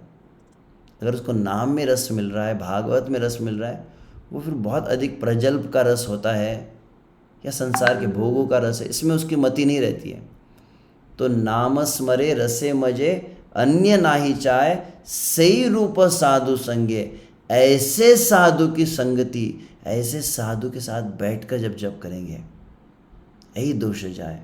फिर अपने आपको शर्म आती है। इसीलिए जनरली सबसे प्रमुख भक्तों को जो प्रमोट किया, एंकरेज किया जाता है कि भक्तों के संग में बैठा जाए। भक्तों के संग में बैठकर क्या करते लोग, फिर बोले पूरा सर्कल कैसा रहता है, बोले डोजिंग सर्कल, समझ, डोजिंग सबके सब। अरे हम भी सोएंगे और सबको लेके सोएंगे, क्योंकि सोने वालों के वाइब्रेशन इतने स्ट्रांग होते हैं कि बगल वाला भी सोने लगता है उसके साथ। तो ऐसे भक्त जो आपके वाइब्रेशन से प्रभावित ना हो, ऐसे भक्तों का संग हमें देखना चाहिए। और बहुत मतलब एक तरह से विलाप होना चाहिए, दुख होना चाहिए, नींद कैसे आ रही है, मुझे आलस कैसे आ रहा है भजन में। तो ऐसा नहीं कि जब किया और प्रभु जी मैं तो आधा घंटा बीच में सो ही रहा था, कुछ नहीं होता, चलो भक्ति इसी का नाम है। ऐसा विचार करते हैं। Okay, let me complete. अन्वेष्या से ही रूप साधु संग करे, तदनुकरणे चित्त जाड्य परिहरे। अन्वेष्या, लुक फॉर इट, ढूंढो कहाँ पर ऐसे भक्त जो बहुत ही गंभीरता से नाम जप कर रहे हैं, जो सोते नहीं हैं, जो बहुत अव्यर्थ कालत्वम जिनके लक्षण हैं, ऐसे भक्तों के पास जाओ। और तद अनुकरणे चित्त जाड्य परिहरे, साधु कुछ ऐसे भक्तों से संग करें, उनके अनुगत होकर नाम सदा करने से चित्त से जाड्य जनित अनवधान रूपी दोष स्वयं ही दूर हो जाएगा। अव्यर्थ कालत्व धर्म साधुर चरित, देखी ले ताहार रुचि है वे निश्चित। तो ऐसे भक्तों को देखते ना, हमको फिर पहली चीज़ क्या होती है, कम से एटलीस्ट एक चीज़ होंगी, आप ऐसे वरिष्ठ भक्तों को देखते जो बहुत अधिक भगवान की सेवा में लगे, निरंतर भजन में लगे। पहली बात होती है मन में विलाप होता है, मैं कितना वेस्ट कर दिया अपना जीवन, कितने जन्म मेरे वेस्ट हो गए। तो उसको भी लगा मुझे भी अब टाइम वेस्ट नहीं करना है, मुझे और थोड़ा भजन करना है, मुझे और जप करना है, और जितना समय मिले और करना चाहता हूँ मैं। तो इस तरह से वो मतलब it starts getting inspiration also, और फिर उसकी रुचि होती है किसी में, भजन करने की लालसा आ जाती है उसमें। मन हबे ताहा करे इहार समान, स्मरीब गाइब नाम है भाग्यवान। फिर मन में इच्छा होने लगती है, क्या होती है, मैं इनके जैसे कब बनूंगा, मैं कब ऐसा, मैं भी अच्छी भक्ति करूंगा, मेरा जब अच्छा कब ऐसे होऊंगा, कब मैं स्मरीबे गाइब नाम है भाग्यवान, कि मैं भी वे स्मरण करूंगा, मैं भी कीर्तन करूंगा, मैं भी डूब कर एकदम नाम में उसका आनंद लूंगा, तो मैं भाग्यशाली बन जाऊंगा। सही तो उत्साह आसी अलसे रमने, जाड्य दूर करे कृष्ण नामेर स्मरणे। ये जो भक्तों को देखकर उत्साह आया, इसी से नींद उड़ने वाली है। पानी का फुस फुस फुस करने से नींद नहीं उड़ने, कर वो भी कर सकते हैं, कुछ होते हैं फुस फुस करते, फिर क्या होता है, फिर वापस हो जाते, फिर तो ठीक है, वो मुंह पर पानी मारना चाहिए, कान पर पानी लगाना चाहिए।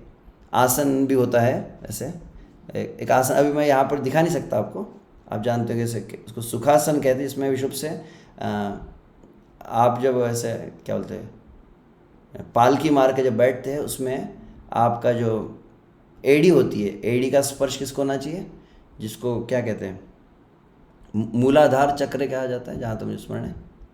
आपका जनेंद्रिय और मल द्वार के बीच का जो स्थान होता है उसको मूलाधार चक्र कहते हैं।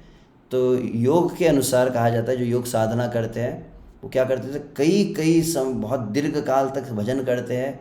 कोई पानी ऐसे नहीं, कोई पानी की बोतल लेकर बैठे हुए हैं कि बीच में खा पी रहे हैं, ऐसे थोड़ी भजन करते हैं और सोते हैं। तो वहाँ पर एक बात मैंने सुनी थी, अच्छी लगी, कि जब वो ऐसे योग की साधना में आसन पे बैठते, कुछ लोग तो पद्मासन करते, पद्मासन न संभव हो तो एटलीस्ट एक पैर से, यहाँ तक कि जो चेयर पे बैठते हुए एटलीस्ट संभव हो एक पैर से मूलाधार चक्र को यदि स्पर्श होता है आपकी एड़ी, जब कई बार कुछ लोग थोड़ा सा अपने सीट के नीचे कुछ ऐसा ऊंचा आसन लगा देते हैं, थोड़ा सा ऊपर की ओर बैठते हैं, तो आपका जो पैर की एड़ी जो है, लेफ्ट पैर में जो एड़ी है, वो अगर स्पर्श करते हैं मूलाधार चक्र, तो उससे क्या होता है, उसका एक परिणाम होता है।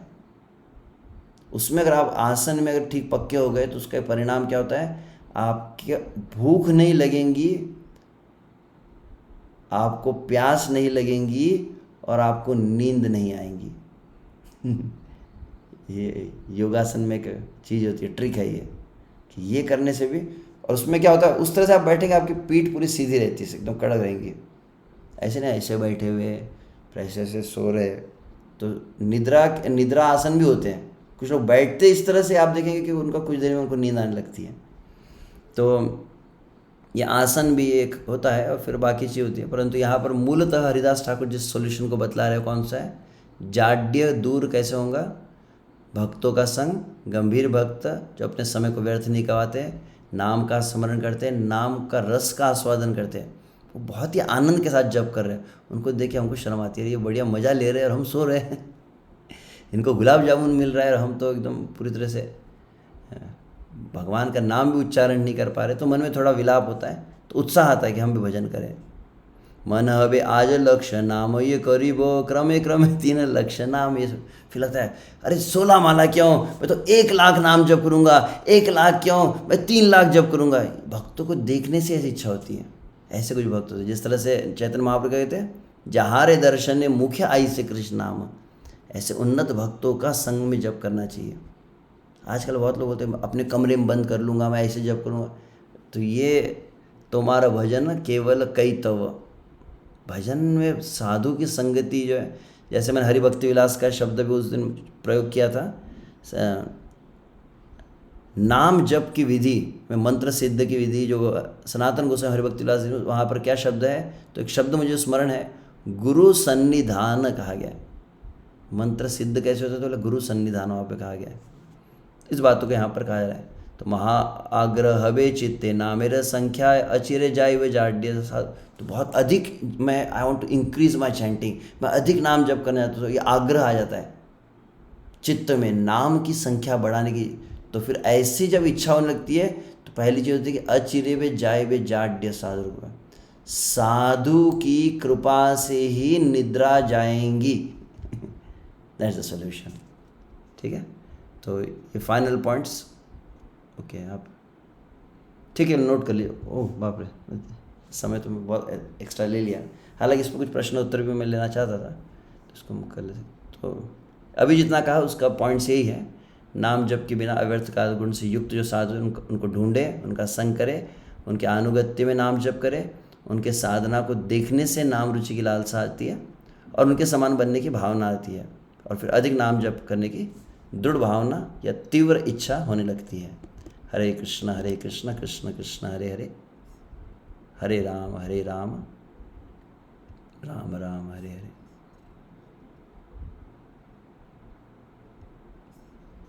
ओके, वैसे समय हो चुका है, परंतु जो वक्त बने हैं अगर एकदम कुछ जिज्ञासा प्रश्न ले सकते हैं। यस, वंदना वास ग्रेटर नोएडा से। हरे कृष्णा, दंडवत प्रणाम प्रभु जी। प्रभु जी, एक प्रश्न था कि वैसे तो आपने बताया कि जब जो है वो एक्सक्लूसिव होना चाहिए, मतलब जब के समय कुछ और काम नहीं करना चाहिए, कंसंट्रेशन से करना चाहिए, लेकिन मतलब नॉर्मली होता है कि जब करते हैं तो इधर उधर ध्यान जाता ही है। तो ऐसे में अगर जैसे मैं ना बैकग्राउंड में कोई लेक्चर चला लेती हूँ गुरु महाराज का या कुछ, तो उससे ना कंसंट्रेशन जब में बना रहता है। तो ये सही है क्या? वैसे कहते हैं कि लेक्चर के साथ नहीं आपको जब करना चाहिए, लेकिन मतलब वो तो जैसे हम सामने फेस टू फेस जब लेक्चर हो रहा है तब, लेकिन अगर ऑनलाइन बैकग्राउंड में चलाकर हम जब करते हैं तो थोड़ा कंसंट्रेशन बढ़ता है मेरा। तो ये सही है प्रभु जी या नहीं करना चाहिए ऐसा? ठीक है, बहुत बहुत धन्यवाद माता जी का। उन्होंने प्रश्न पूछा है कि नाम जप के साथ अन्य साधन मुख्य रूप से कथा श्रवण होनी चाहिए कि नहीं। तो इसमें अभी इतना कहूँगा कि आप बहुत अधिक भौतिक संसारों के विचारों में डूब रहे हैं, संसार के भोगों का विचार आ रहा है, तो फिर कह सकते हैं something is better than nothing, कुछ नहीं से कुछ भला। तो ठीक है, आप एकदम आप डाइवर्ट हो रहे, बहुत ही गलत नकारात्मक विचार आ रहे हैं, तो तुरंत कुछ कीर्तन कथा बैकग्राउंड में चल रही है, तो उससे अगर आपको सहायता मिलती ठीक है, परंतु that is not an ideal practice. कल ही हमने श्लोक कहा था जो सनातन गोस्वामी का, नाम जप का आदर्श जप कैसा है, तो बोले मंत्र मध्य मनः स्थित और मनः मध्य मंत्र जो कहा गया, मन में मंत्र हो और मंत्र में मन स्थित हो जाए। पूरी तरह मंत्र का कभी आगे और हम चर्चा करेंगे अटेंटिव चैंटिंग पर और अधिक। तो मूलतः मंत्र जो है साक्षात भगवान ही है, हरे कृष्ण राम, प्रत्येक अक्षर पर स्थित हो जाए। श्री गौर कृष्णदास बाबा जी महाराज बड़ी दीवार के ऊपर महामंत्र को लिखते थे, और गौर कृष्णदास बाबा जी का प्रसिद्ध जो वाक्य है, try to catch each and every syllable कहा जाता है। सिलेबल मतलब अक्षर, ह है, फिर रे है, फिर कृष्ण, ये साधारण कोई अक्षर नहीं है। तो इन पर पूर्णतः चित्त को स्थित करना यह अत्यंत आवश्यक है। तो और मन का कार्य क्या है कि कलिकाल है ना, कलिकाल में सबसे प्रमुख उपाय क्या है, तो हरिनाम है। और हरिनाम में अगर आपका मन लग गया, मतलब आपने कलयुग को परास्त कर दिया, तो कलयुग क्या करेगा, हरिनाम को छोड़कर सब जगह मन लगाएगा तुम्हारा। हाँ, ये सोचो वो सोचो नहीं, जन्म मृत्यु के बारे में सोचो तो आदि दैविक आदिता, फिर सेवा के बारे में सोचो तो ये सोचो, कुछ भी सोचो, परंतु मंत्र में मत रुकना। फिर कली बोलता है कि फिर मुझे विजय प्राप्त हो गई, ये मंत्र में रुका नहीं ना, मंत्र में थोड़ी रुकना चाहिए। तो आदर्श नहीं है नाम जप।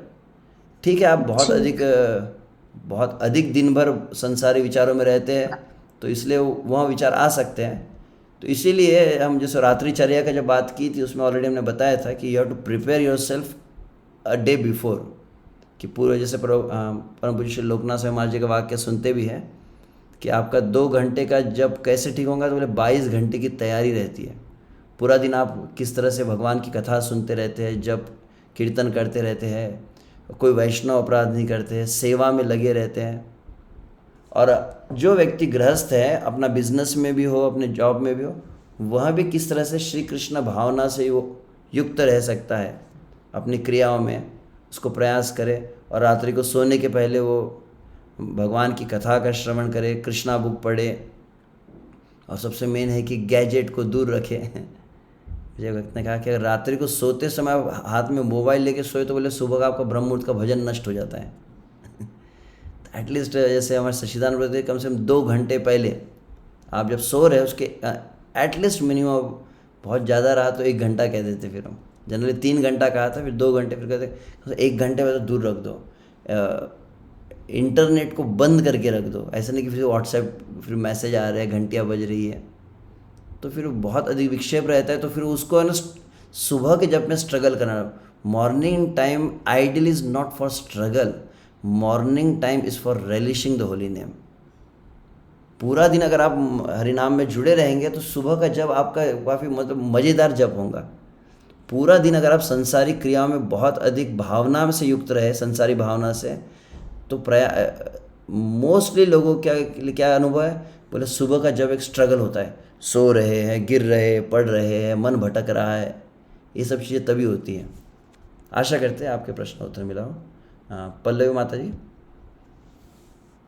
हरे कृष्णा प्रभु जी, दंडवत प्रणाम। प्रभु जी, जैसे भक्तों के संग में अगर जप करना है तो बहुत बार कोई बहुत जोर आवाज निकाल कर जप करता है और फिर वो आवाज से डिस्टरबेंस होने लगता है। फिर कई कई की आदत होती है कि बस वो खुद के ही इसमें नाम जप करने में उसको आनंद मिलता है। तो ऐसे भक्तों के संग में कैसे प्रभु जी जप करेगी? कोई साथ में कर रहा है, उसकी आवाज आ रही है तो उससे डिस्टर्ब हो रहा है, भले ही वो नाम जप ही कर रहे हैं भक्त।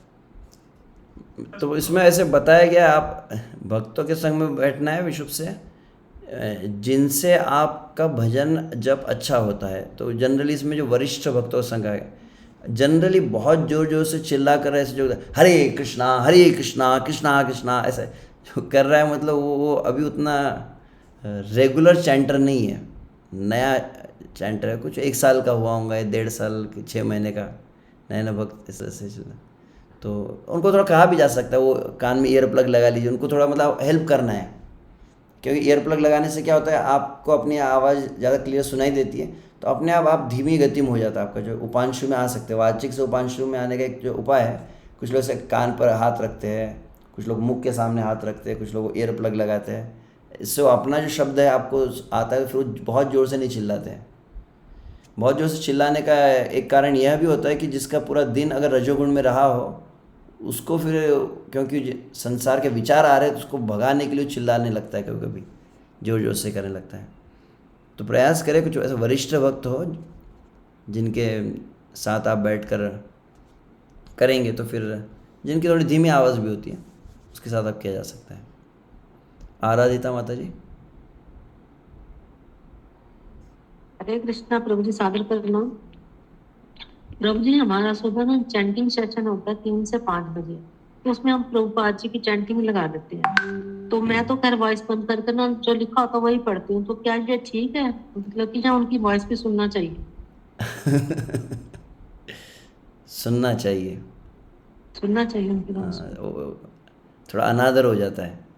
हम भक्तों के संग में कैसा जब करना है, हम भक्तों के संग में बैठना चाहते हैं, परंतु भक्तों के मुंह पर सेलो टेप चिपका देंगे, आप ज़्यादा आवाज़ मत करो। वास्तविक भक्तों के आप अगर कौन सा भजन हो, कृष्ण नाम, एक मिनट समझ गया, सुन लीजिए। कृष्ण नाम धरे को तो बोलो, उसमें क्या कहा जाता है, कर्णरंध्रे प्रवेशिया, हाँ, कर्णरंध्र पथ दिया हृदय माजे प्रवेशिया सुधा वर्ष अनुपम। क्रम जो बताया गया है हरिनाम का, कौन सा बताया, बोले पहले एक शुद्ध भक्त के मुख से हरिनाम निकलता है, उसको हम कान में से सुनते हैं, और फिर वह हमारे हृदय में हमको अधिकार प्रदान करता है कि हम जीवा से नाम जप कर सकें। क्रम यही बताया ना वहाँ पर। तो निसंदेह ध्यानपूर्वक जप में यह आवश्यक है कि आप अपने मंत्र को सुने, यह अत्यंत आवश्यक है, परंतु साथ में जब अन्य जो भक्त, आप अकेले केवल एकांत में से मेरा ही मंत्र दूसरा को मंत्र ना हो, तो क्या होगा, आप अपने मंत्र और अपने मन के साथ में रहेंगे, तो मन जो है वो आपको तुरंत मंत्र से हटा देगा। परंतु साथ में विशेष रूप से जो वरिष्ठ भक्त होते हैं, जिनका एटलीस्ट अपेक्षा कि उनका नाम हमसे अधिक शुद्ध होता है, तो उनका नाम साथ में जब चल रहा है, जनरली अनुभव जो रहा है कि डिस्टर्ब उतना नहीं होता है। अब एक नए प्रैक्टिशनर को तो कभी लगता है, परंतु हमारा अनुभव कि अंततः आपको तो अभ्यास तो ऐसा करना चाहिए कि ढोल नगाड़े भी बज रहे हैं तो उसमें भी आपका नाम जप होना चाहिए, आप ऐसे थोड़ी बोलेंगे कि मैं जब प्राण तन से निकले तो सब साइलेंट मोड में हो, ना कोई नगाड़े बजे ना कोई ढोल बजे, तब मैं मंत्र को सुनूंगा। ऐसा नहीं, आपको ट्रेन की शोरगुल में सभी जगह नाम का अभ्यास करना है। तो हमको तो एक भक्त हमारे बगल में बैठता है तो उसका जनरली जो भक्त बहुत अधिक ज़ोर से नहीं करते हैं, और हमारा अभी मंत्र पर अच्छी पकड़नी, यह भी एक लक्षण है उसका। क्योंकि मेरा जो अनुभव रहा है कि अगर आप अच्छी तरह से अगर नाम जप का अभ्यास काफ़ी होने लगे, आपके पास में कोई भक्त बैठ कर जब भी करे उतना आपका डिस्ट्रैक्शन नहीं होता है। तो कम से कम जो वरिष्ठ भक्त है जैसे शिला प्रभुपाद जी का, तो शिला प्रभुपाद जी का जप है, या फिर जो गुरु है वरिष्ठ वैष्णव का नाम जब चल रहा है तो वो धीमी ध्वनि में रह सकता है। पूरा उसको म्यूट करना एक तरह से अनादर की मतलब संकेत है कि हाँ you are disturbing me, Prabhupada ji आप हमको डिस्टर्ब हो रहा है। ऐसा एक भावना कि आपके मन में भावना ना हो, परंतु ऐसी रहता है। अतः प्रयास करें कि उसको रखा जा सकता है। जनरली कुछ लोग पूरी तरह से बंद कर देते हैं, परंतु आप प्रभुपाद जी को बंद करेंगे पर आप भक्तों के संग में तो जब कर ही रहे हैं ना, और भक्तों के संग में जब करते हैं आप देखेंगे वहाँ पर आवाज़ आती है ना भक्तों की। तो भक्त हमारे अगल बगल में बैठे उनकी हुए, वॉइस बंद होती है, हाँ उनकी वॉइस बंद होती है, सिर्फ प्रभु आज जी की चैंटिंग सुनते हैं और मतलब उसके साथ जब करते हैं। हाँ वो पता है। वो तुमने आप जो कह रहे हैं, आप जूम जपा के बारे में कह रहे हैं, जूम में हाँ जी, ऐसा Zoom। हाँ ठीक है, हाँ जी, समझ गया हूँ आप। परंतु आप मंदिर के वातावरण में जब बैठेंगे, मंदिर में जब हम भक्तों के संग बैठकर जप करते हैं तो अन्य भक्तों की आवाज़ तो सुनाई आती है ना, मैं ये कह रहा हूँ। तो जनरली इसीलिए प्रभुपाद जी के संग में जब करने का भावना ये रहती है कि हम शिल प्रभुपाद जी के साथ में हैं, हम शिल प्रभुपाद जी के चरणों के समीप बैठकर हम नाम जप कर रहे हैं। तो प्रभुपाद का, गुरु का, आसपास बैठे भक्त, मतलब आसपास के भक्तों की आवाज़ हम सुन सकते हैं, परंतु प्रभुपाद और गुरु की आवाज़ नहीं सुन सकते हैं। ऐसी भावना न रहे, इसलिए मैंने कहा कि उसको रख सकते हैं अगर रखा जाता है तो कोई इसमें। और आपको बहुत अधिक डिस्टर्बेंस हो रहा है, थोड़ी धीमी आवाज़ कर सकते हैं अगर ऐसा लगता है तो, ठीक है जी प्रभु। और प्रभु जी मेरे को ना रिकॉर्डिंग भी चाहिए थी, क्योंकि कल हाँ एक्चुअली कई दिन के ऑलमोस्ट पिछले 10 रिकॉर्डिंग्स का बैकलॉग है, मैं जानता हूँ, क्योंकि मैं भोग सेवा थी तो मैं चली गई थी, तो मैंने रिकॉर्डिंग का सुना नहीं था। मंदिर में भोग सेवा हम प्रयास करते हैं आज अगर शेयर कर पाए। हाँ जी प्रभु, बहुत बहुत धन्यवाद, बहुत बहुत धन्यवाद। हरे कृष्ण। यस हरे कृष्ण प्रभु जी, धन्यवाद, प्रणाम प्रभु जी। आपने निद्रा के कारण में सूक्ष्म कारण के अंतर्गत दृष्टि दोष बताया, ये नहीं समझ में आया, प्रभु जी बता दीजिएगा। मैंने दृष्टि अलग से जो सेमिनार एक हुआ है, लगभग शायद जहाँ तक मुझे समझ 2, 3, 4 सेशंस मैंने लिए थे उसमें बहुत डिटेल में, कि बहुत अधिक जब संसार को हम देखते हैं, संसार के रूप को, संसार के विषय को, तो इससे दोनों चीज़ होती है। मतलब इससे सुबह उठने में भी कठिनाई होती है। स्पष्ट रूप से कहा जाए कि जो दिन भर मूवीज़ देखता होगा, कोई न्यूज़ चैनल देखता है, तो इसके कारण एक गलत मतलब वो कुसंस्कार जिसको कषाय कहा गया वो आ जाता है। तो उस कारण से भी फिर आध्यात्मिक शब्दों का आपने सुना है बहुत अधिक, सॉरी भौतिक शब्दों को सुना है, प्रजल्प सुना, निंदा सुनी, संसारी बातों को देखा है। मतलब आपने कहीं ना कहीं संसार में इंटरेस्ट लिया है। तो संसार में जिसने इंटरेस्ट लिया है वो भजन करने बैठता है तो एकदम स्विच ऑफ हो जाता है वो, फिर आध्यात्मिक शब्द पर वो पकड़ नहीं पाता है, तुरंत आंखें बंद हो जाएंगी, उसकी नींद आएगी। तो इसलिए मतलब संसार को देखना उसको ही दृष्टि दोष कहते हैं। तो आजकल के भाषा में कहा जाए तो मोबाइल देखना, मूवीज़ देखना, टेलीविज़न देखना, संसार के रूप आदि को देखना। प्रभु जी वो तो आपने ब्रह्म मुहूर्त दोष में भी यही बताया, सुबह सुबह मोबाइल दोनों अलग चीज़ें हैं। ब्रह्म मुहूर्त दोष मतलब एटलीस्ट सुबह का जो समय होता है, ब्रह्म जो लगभग 5 सेशन दिए थे मैंने ब्रह्म मुहूर्त में, तो जो सुबह का समय होता है एकदम ब्रह्म मुहूर्त का अर्थ होता है कि ब्रह्म के लिए ही जो समय रखा गया, एक्सक्लूसिवली भगवान के लिए वो समय निर्धारित किया गया है। तो उस समय देखें आप जब मंदिर में जाते हैं, मंगला आरती में क्या होता है, बोले सभी लाइट्स बंद रहते हैं, केवल अल्टर का लाइट शुरू होता है। क्यों? क्योंकि कृष्ण को छोड़कर आपका कहीं भी दृष्टि न जाए, कृष्ण का नाम, कृष्ण का रूप ही पूरी तरह स्थित रहे। तो उस समय अगर आप और कुछ देखते हैं तो उसको कहा ब्रह्म मुहूर्त दोष। और दिन में यदि आप संसार के विषय को देख रहे हैं तो वह दृष्टि दोष मैं कहा। जी थोड़ा प्रभु। सा, ठीक है। हरे कृष्ण। हरे कृष्ण। थैंक यू प्रभु। हरे कृष्ण, धन्यवाद, प्रणाम। राधा मनोहारिणी माता जी। हरे कृष्णा प्रभु जी, दंडवत प्रणाम। प्रभु जी, जैसे हम हर जगह सुनते हैं कि हमें जो जपा है ऐसे शुद्ध भक्तों के साथ करनी चाहिए। प्रभु जी, कभी कभी ऐसा होता है ना, हमें समझ नहीं आता कि एक्चुअली मतलब हमें ऐसा सिखाया गया कि आप त्रिनादपि सुनिचिना, आप एकदम सॉफ्ट रहना है, सबको अपनी से वरिष्ठ समझना है। लेकिन प्रभु जी, कभी कभी किसी भक्त जिनको हम शुद्ध समझते हैं, ऐसी कोई घटनाएं हो जाती है या ऐसा सुनने में आता है कि हम सोचते हैं शुद्ध कौन है, शुद्ध कौन है। तो प्रभु जी, हमेशा कंफ्यूजन होती है एक्चुअली शुद्ध भक्त क्या कहा गया है, कौन से शुद्ध भक्त के शरण में हमें करनी चाहिए, क्योंकि हमारे लेवल पे शुद्ध कौन है, या हम किसी ठीक को ठीक ऐसे ठीक, शुद्ध। ओके ओके, समझ गया, धन्यवाद। तो पहली चीज़, अगर हमको कैलकुलेशन करने में कठिनाई हो रही है तो हम कैलकुलेशन ना करें, कैलकुलेशन के चक्कर में अपराध हो जाएंगे।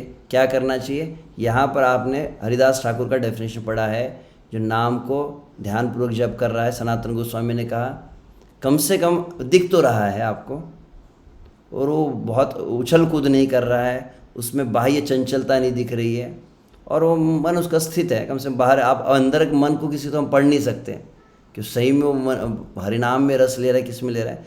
जिसे देखकर, शुद्ध का एक लक्षण होगा, जिसको देखकर आप में शुद्ध भावना आ जाए, जिसको जहाँ निकटे गेले पाप दूरे जाए, एमोनो दयाल प्रभु केबा को था पाए। This is the one of the parameter, दो कह सकते हैं। जिनके संगति से संसार की भोग वृत्ति मन से चली जाए, जिनके संगति से भजन की प्रवृत्ति बढ़ने लगे। विश्वनाथ चक्र ठाकुर ने ये एक मापदंड दिया है। कैसे समझ में आता है, आप किसी भक्त के पास जाते हो, आपको लगता है मुझे भी कीर्तन करना चाहिए, मुझे जप करना है अभी। और जैसे मैं अपना व्यवहारिक अपना उदाहरण कभी दे देता हूँ। जैसे मैं परम पूज्य श्री राधा गोविंद महाराज जी कथा को सुनता हूँ, पहले मन में विचार आता है कि मैं भागवत को उठा के पढ़ना शुरू कर दूँ। उनकी इतनी अधिक भागवत की निष्ठा में स्थित है वो, कि उनको सुनने मात्र से ऐसा लगता है कि अब भागवत पढ़ना है। तो ऐसे मतलब ये एक मापदंड हम कह सकते हैं। बाकी हम कैलकुलेट नहीं कर सकते उसने क्या किया, वो नहीं। आपको यदि वो प्रेरित कर रहा है, आप उनके अन्य क्रियाओं को न देखते हुए, आपका भजन अगर उससे प्रभावित, आप तुरंत नाम जप की इच्छा हो रही है, आपकी नींद दूर जा रही है। कुछ भक्तों के पास बैठने से नींद नहीं आती है, ऐसा हमने भक्तों सुना है कि इस भक्त के पास बैठे तो प्रभु जी मुझे नींद ही नहीं आई, तो मेरी नींद भाग गई। वो भक्त इतने सीरियसली जब कर रहे थे। तो ये होता है इस तरह से आप उनका पूरा कैलकुलेशन मत देखते बैठे कि वो प्रभु जी वो तो उस दिन वो कर रहा था, उसने उस दिन उससे झगड़ा कर रहा था। तो हम जज करने के चक्कर में पड़ेंगे तो अपना आध्यात्मिक हानि हो सकती है। तो भक्तों को जज ना करें। अगर हम गुरु नहीं है और हमको ठेका नहीं दिया गया है दूसरों को सुधारने का, तो बचे इससे। आशा करते हैं कि प्रश्न का उत्तर मिला हो। ठीक है, बहुत बहुत धन्यवाद। हरे कृष्णा। तो कल समय पर 7:45 हम प्रारंभ करेंगे सत्र को। हरे कृष्णा कृष्ण कृष्ण हरे हरे, हरे राम राम राम हरे हरे। हरे नाम चिंतामणि की जय। नामाचार्य श्री हरिदास ठाकुर की जय। श्रील भक्ति विनोद ठाकुर की जय। जगत गुरु श्रील प्रभुपाद की जय। अनंत कोटि वैष्णव वृंद की जय। हिताय गौर प्रेमानंदे। हरि हरि बोल। हरे कृष्ण। Recording stopped.